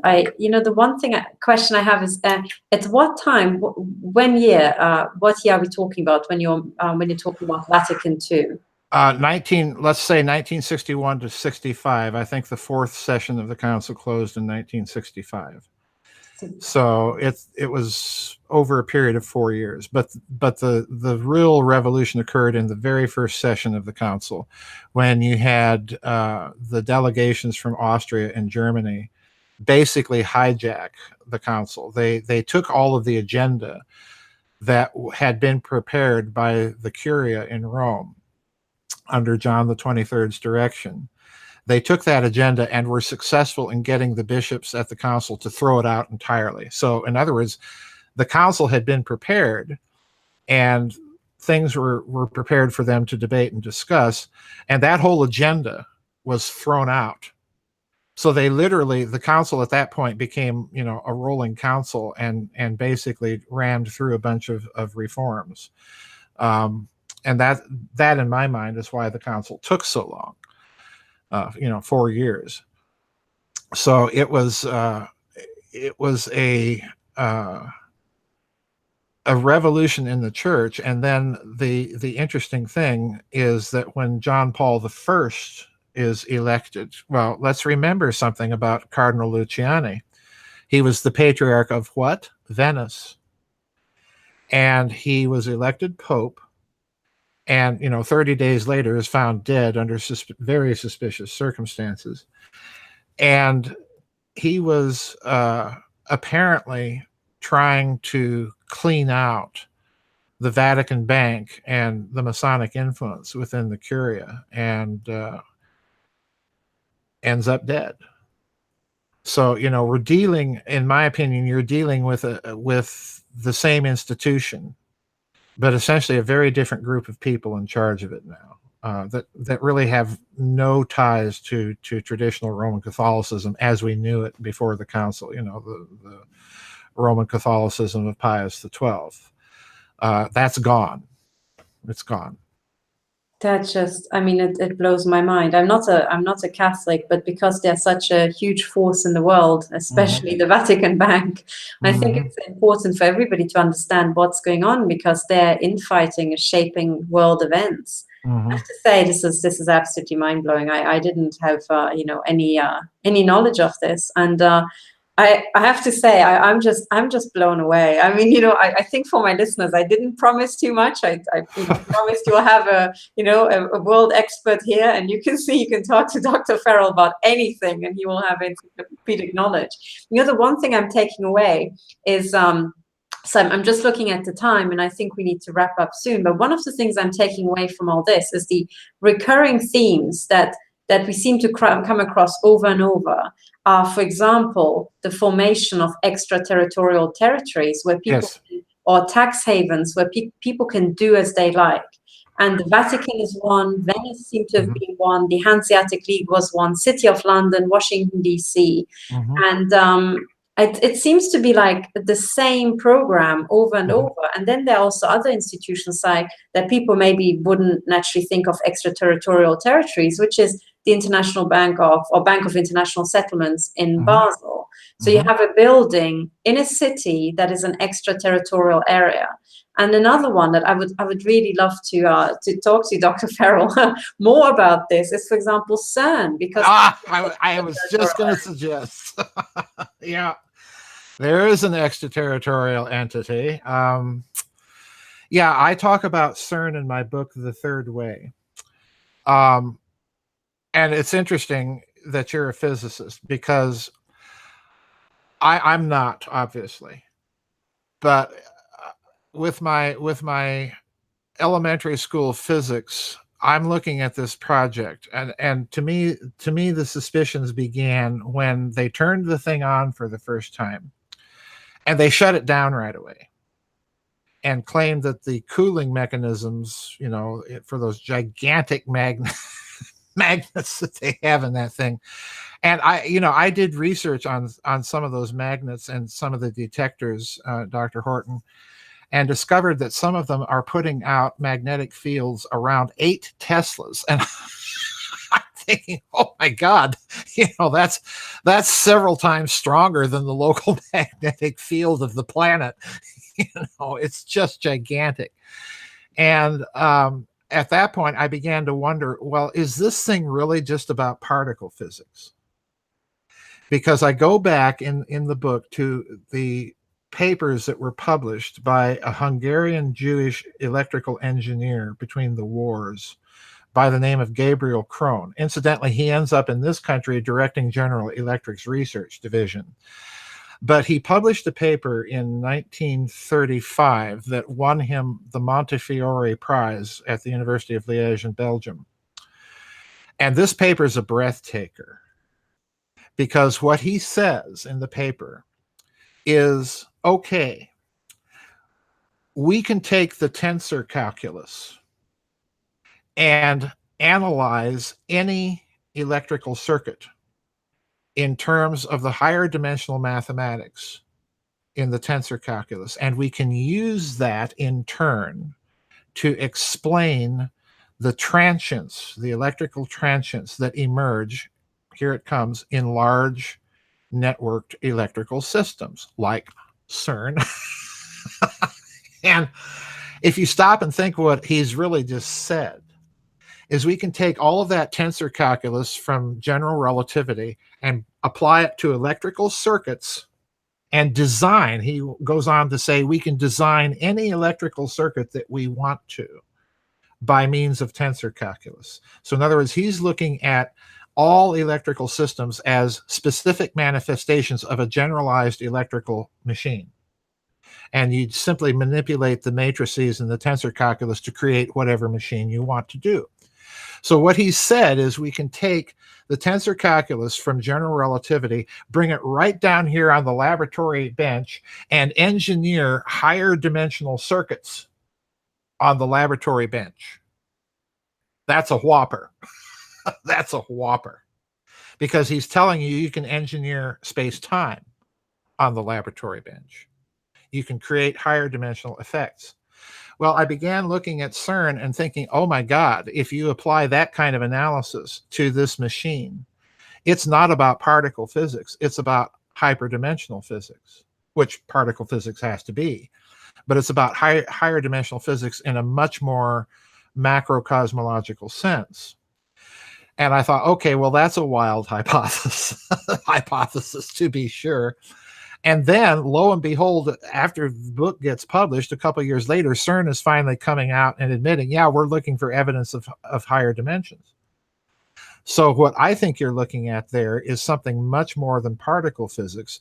And since we're talking about particle physics, the other part of the problem here is that, you know, they've set up massive computing power for CERN. CERN's the world's biggest user of the internet because of, you know, circulating all the findings from their experiments.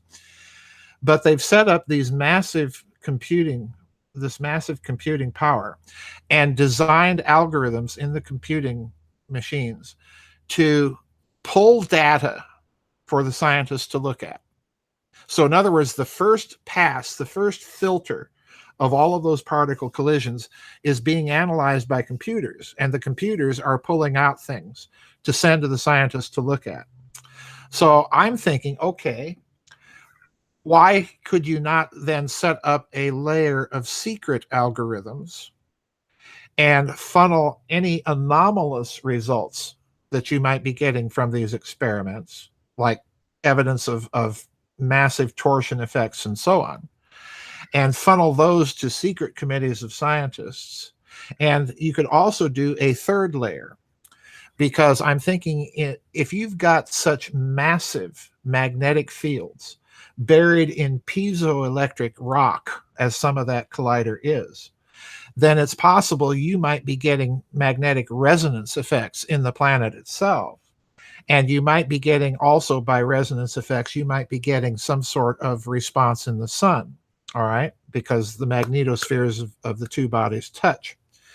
So I'm thinking at a much deeper level, then you might have a secret data correlation experiment going on that's whenever that dang thing is turned on and they're running their protons around the Hadron Collider, that they're also looking at data correlations of effects in wider systems that they're not public about. And again, the thing that I think makes that possible is if you go back to when they were first getting ready to turn CERN on, you had a number of scientists in Germany and in this country that were concerned about the possibility that they might produce a quark gluon plasma, you know, kind of a mini black hole. And they were attempting to litigate in court to stop it from being turned on, because they were claiming this is not all, you know, it's about more than particle physics. And they were trying to stop it from being turned on. Well, as it turned out, the courts wouldn't hear the cases because they didn't have any standing before the courts. And why didn't they have any standing? Voila, CERN is a sovereign entity. Exactly. Yeah. You know what? So, I don't know if any of that speculation makes any sense or not, but that's my thinking behind it. So you see, if you have the time, Dr. Farrell, I can tell you right now what I know about this sort of stuff, everything I know, and then you can, we can start thinking about it. Because so let me start in the beginning. So ab ovo, I would like to say that I came to learn that Oxford is not what I thought Oxford was. It's not a place of higher learning. These are private intelligence agencies run by the City of London Corporation. This is what my current understanding is. I thought that that CERN was an international research project focused mostly on high energy physics, and then there were other smaller projects. By now, I suspect that this is also not true, and I have personal evidence that I was experimented on using military technology while at CERN, and it had nothing to do with my particle physics work. In fact, many times I felt like what I did in particle physics people couldn't care less, and there was another agenda that was sometimes used on me. Now, what do I know concretely? Concretely, one of the things I can tell you is that, for example, and so if you talk about the size of magnetic fields, I think the Earth magnetic field is what, 10 to the minus 4 Tesla. That's the number I've got in my mind. So when we're talking about 1 Tesla, 10 to the minus 4 is, you've got 4 decimal places. So 10 to the minus 4, if you've got 1 Tesla, we're talking about 100,000 times the size of the Earth magnetic field. Did I screw up my orders of magnitude? I think it's 10,000. 10,000. Okay, 10,000. Of course, 10 to the minus 4. 10. Yeah, sorry. I am already thinking at the next thought, and I was shot in the head, and my brain is frazzled. I should also say, as I'm sitting here, I'm being microwaved from my neighbor to the east and my neighbor to the north. So I'm glad I can even speak in full sentences. But it goes right to exactly the criminality I'm facing here is also criminality I faced at CERN as a research scientist, because some very odd things started happening. There were 2 very, very odd things. Number one is that at some point, I had this mysterious disease that started exactly 3 days before my Viva. So I already started being a research scientist, and I hadn't done my Viva, but I had already submitted my PhD. So I had to travel back to Oxford to finish my Viva. It happens. In academia, that's normal. And I had this mysterious disease that started 3 days before the Viva, which is that my entire saliva and ear tear production dried up. Now, for the people who don't know about that, it's absolutely agonizing and torturous, because I was running around with a bottle of water nonstop and sipping from it, because otherwise my tongue would dry up. I didn't have any tear liquid, and every time I blinked, I could literally hear myself blink, because like a cartoon. It was horrific, but so it was very high stress just before my Viva. And then that mysterious disease that people couldn't really, diagnose lasted about eight months and disappeared when I came back from CERN. It just went poof.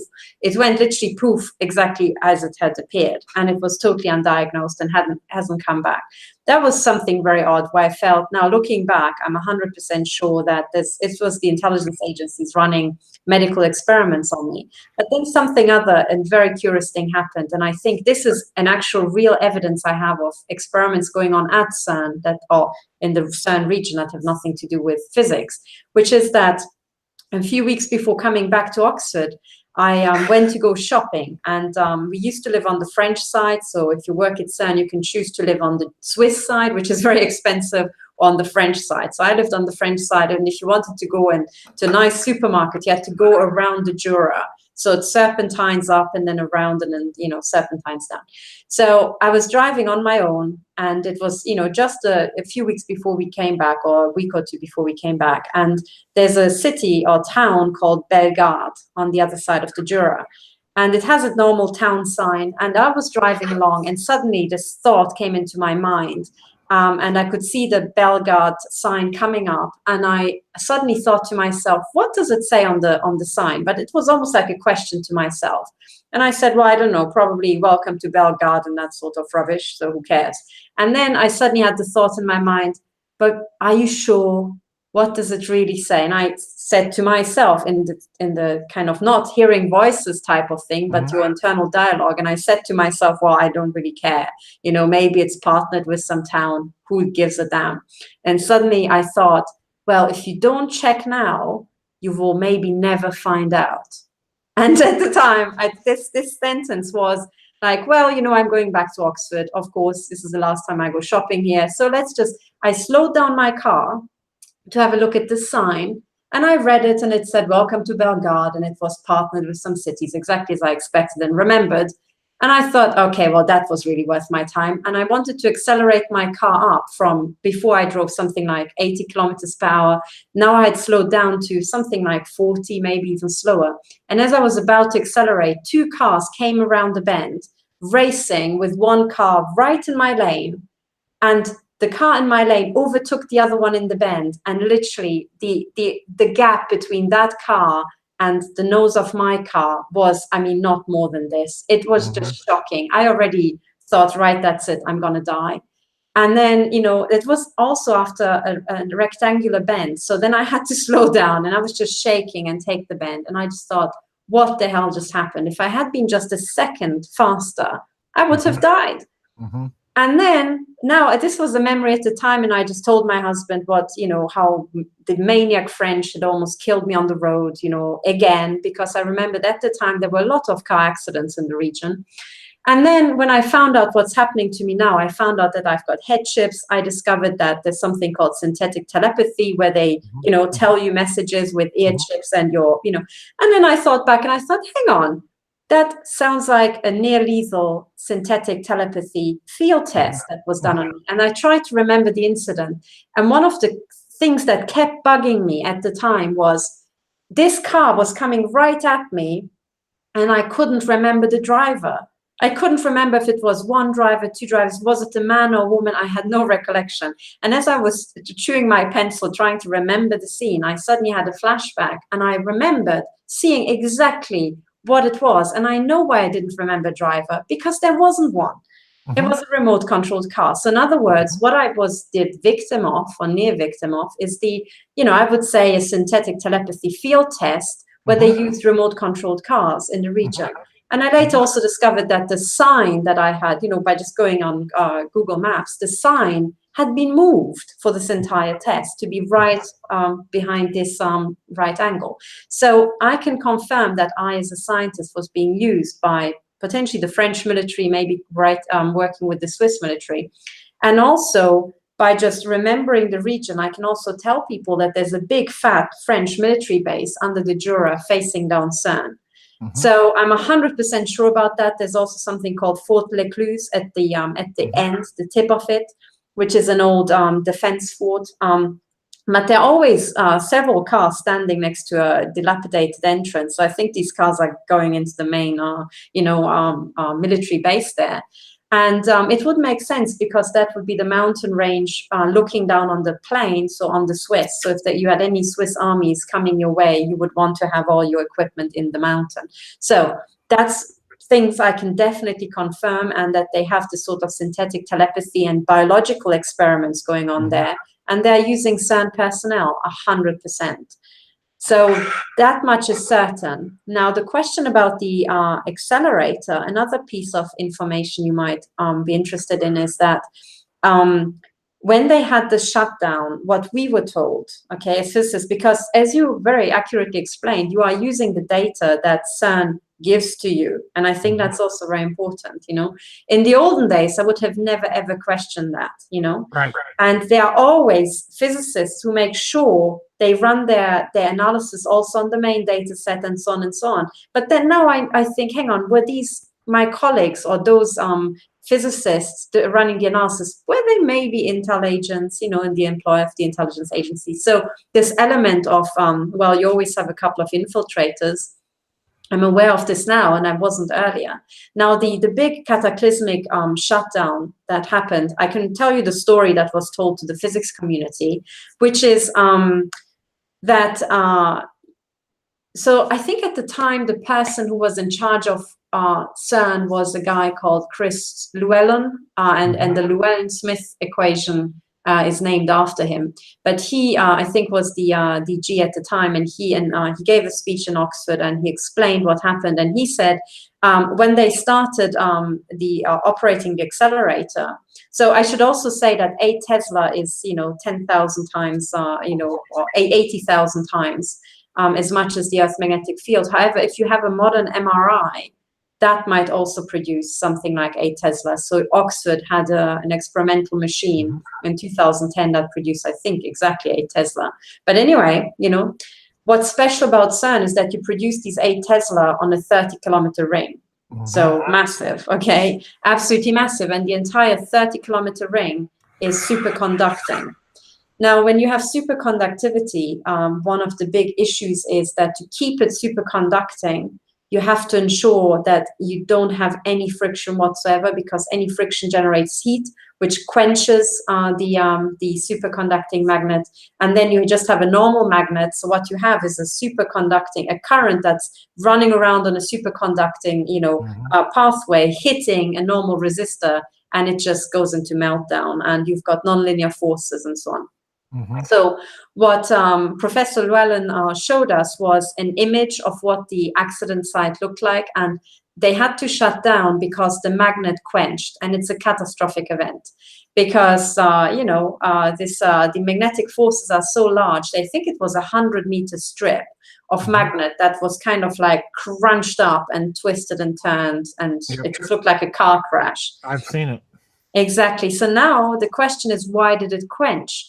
And what many people don't know is to have this sort of magnetic fields, you still have kind of, old-fashioned wires running around, and you've got very many of them, and you need to kind of solder on, the little connectors. Now, as I'm not an expert on the magnets and the accelerator, but it was as it was explained to us, when you're soldering it on, you have to make sure that the resistivity, so the resistance, if you like, of your soldering is exactly within the parameters. And if not, the whole thing blows up. Now, there were 3 companies involved in making the magnets. One was Italian, one was French, and one was German. And in the end, Professor Llewellyn, as a joke, asked us to guess which company screwed up. So he said, these companies were under immense time pressure to produce the bright magnets, and some of the resistivity was just plain wrong. And that's what produced this cataclysmic breakdown. But people should know that there are, I think, tens of thousands of these little connectors. So what's the probability of screwing up? So in Italian, French, and German, and of course, he asked the British Oxford team, and we all guessed it would be the Italians, I'm sorry to say, because that's just the image we have of the Italians, laid back and, and it turned out, no, it was the Germans. So it was a German company. Now, if I want to say in the olden days, I would have just laughed it off. Now, what I know about everything, I can't laugh it off anymore. And then we have another German connection here. The question is, why would you want to delay the project? Would you want to delay the starting? Was it maybe malicious sabotage by somebody else? Or what's the purpose? Or would you want to create these nonlinear magnetic forces that you unleashed in the meltdown? I suspect. Let me give you my speculation. I'm fascinated with the idea of torsion, which in most physics is ignored. But let's think in terms of dynamic torsion here. You've got the proton synchrotron, which is feeding the proton stream into the Hadron Collider. And if you look at the axis of rotation of the Hadron Collider, the proton synchrotron is canted off that axis of rotation, so that if you were to bring it down on top of the Hadron Collider, it's going to be a ring on top of the ring. And you're counter-rotating the proton stream in the Hadron Collider to create the collisions. Now, with such immense magnetic fields, I'm thinking that's going to create a massive torsion effect. In other words, it's going to create something totally different, or as you're putting it, nonlinear magnetic forces. It's going to create something totally different in the macrocosmic world than just a particle stream. If you bring the proton synchrotron into the picture, it's possible, the way I'm thinking, to create a precessional wobble in the whole thing.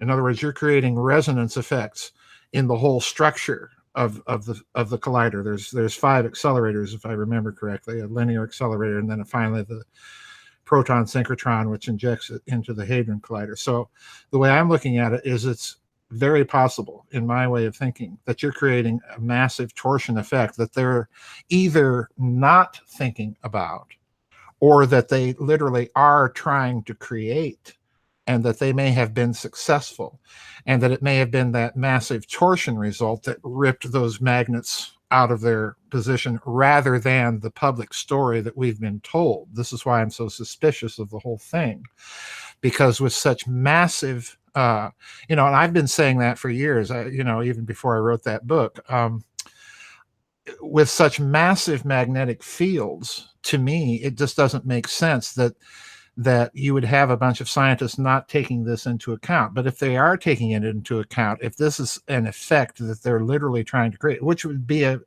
macrocosmic hyperdimensional effect, this would be something you'd want to keep very, very secret. So in other words, the way I'm looking at it, the particle physics is the public face of the project. But I think that, going back to Gabriel Krohn and his thinking about hyperdimensional mathematics in laboratory circuits, that this is definitely something that is probably a part of a secret level of the experiment.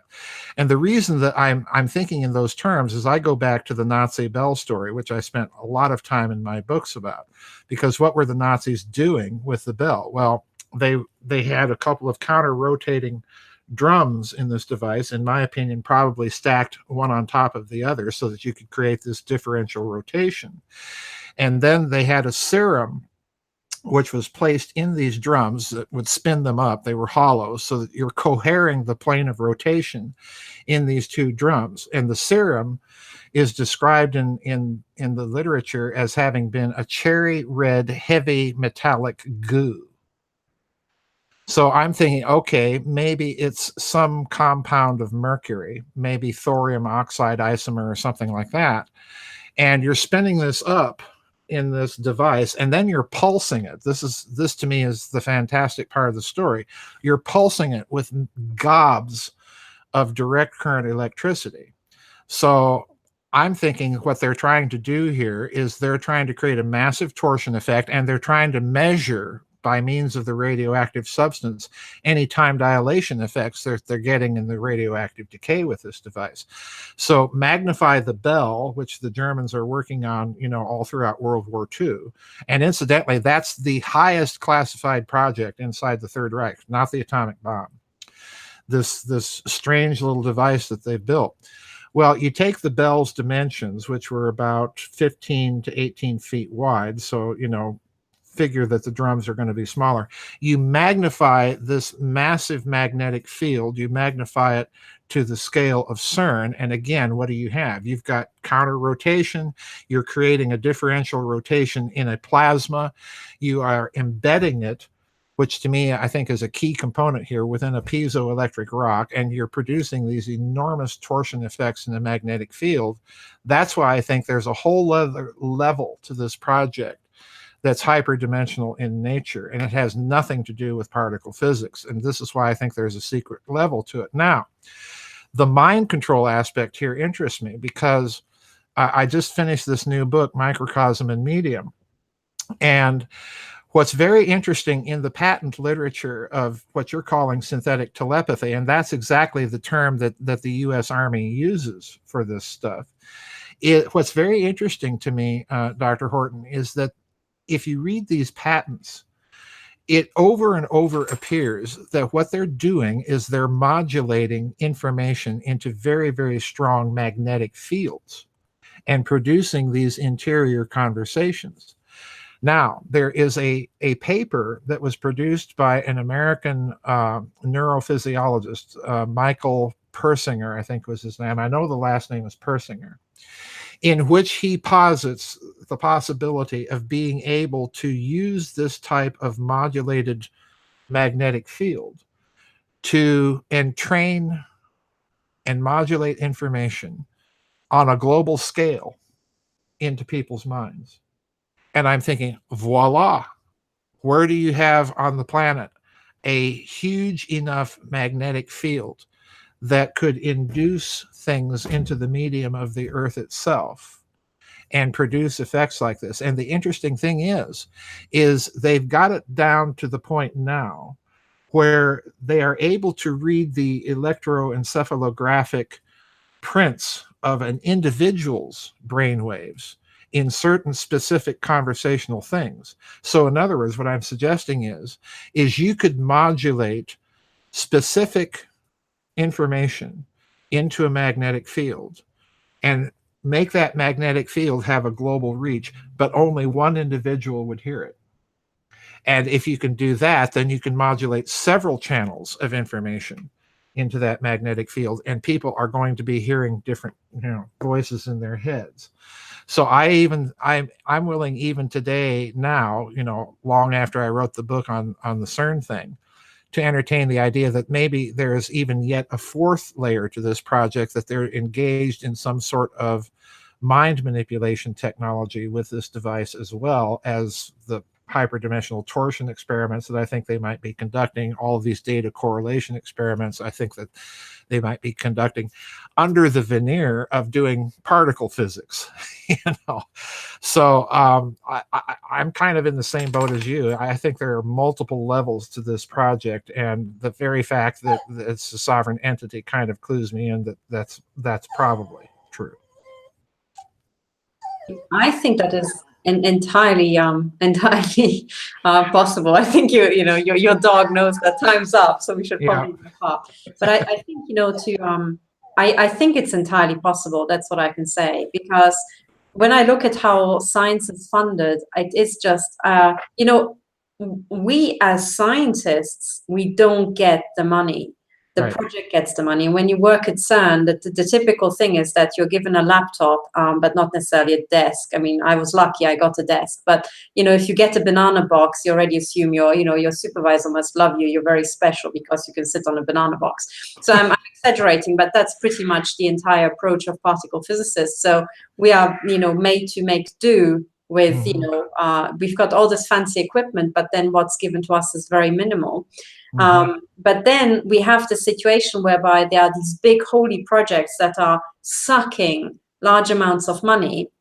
And by now, I just don't discount it at all. In fact, I expect it. Wherever I went, there was always a second layer, simply for the reason that you can use anything for multiple purposes. And the intelligence agencies and the militaries have been around for so long. If there's another way of using something, they will do that. They will just put a floor in, or, for you, it will look like a ceiling. You will never rise above, and you will never get to know the real project. And as I said, working there, I've discovered that there's so much going on. Working at Oxford, I discovered that there's so much going on. And maybe another day we can compare notes about what we observed at Oxford, because that's also a highly suspicious, strange place with lots of things going on. So let me leave you with a mind blower. In one of the dimensional rotations of string theory, it's in 11 dimensions, if I remember correctly, right? I think so, yeah. A lot of them, for sure. Yeah, I think it's 11 dimensions in one of the dimensional rotations of the theory, and 26, I think, is the other.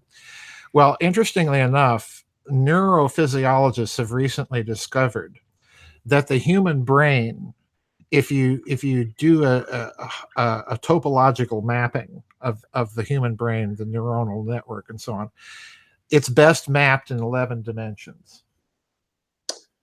Oh boy. You know what? Oh boy. I mean, the particle case, this is another little bit of nugget from my side. For particle physicists, string theory as a theory isn't worth that much, because I agree. basically worth at all, because it cannot predict anything. You can't predict masses and so on. So we were always scoffing at string theory. It was certainly not for our purposes as particle physicists. So I wonder, what is it for? And it could very well be. I do too. Absolutely. So, gosh, I mean, this has been mind-blowing. I thank you so very much, Dr. Farrell, because the truth is that there are not many people on planet Earth that one can have a conversation like that with. People who really know about all these topics in great detail, and are also tuned in to the fact that there's always a second or third or fourth, layer above everything. Yeah. Well, thank you for having me on. I absolutely.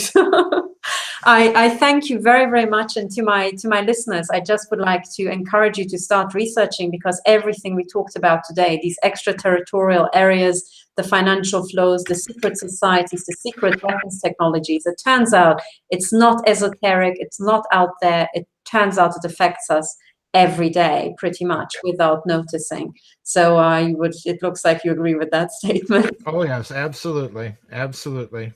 So, thank you once more, Dr. Farrell. And, I hope that maybe in a future point we can come back and maybe talk about Oxford and all these Oh, many certainly. when Certainly. I've done my research. But I think what I will do now, and actually just before we finish, I would like to point people to your books once more, because maybe now they understand why it's so important to learn about all these very topics here.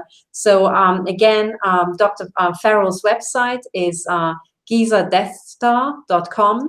And if you go to books, you will find all these many books. And we have just scratched the surface, because you mentioned your book about the Jesuits, I think, and here, the SS Brotherhood of the Bell. And I think this is the technology that you were talking about just now at the end. So I'm most certainly going to look into that, because the truth is that as a high energy physicist, on paper, I have, I've been to all these places, I've got the t-shirts, but the reality is that, even the scientists who've been to these places, who were scientists at Oxford and who were scientists at CERN, there's stuff being kept from them. And sometimes people like me, we are even being used as guinea pigs without our knowledge, as I learned to my detriment. So I think for our own survival, we need to, read your books, Dr. Farrell, and actually, do our homework and find out what's actually going on. So thank you. Thank you very much once more. It was a special honor to have you on the show. And it is now, I've got my reading list, set out for the time to come. So thank you very much. And let me say, have a good evening, everybody. Bye for now. And I'll see you, on Thursday with the Global Crime Fighters. Thank you very much. And bye. Thank you for having me on.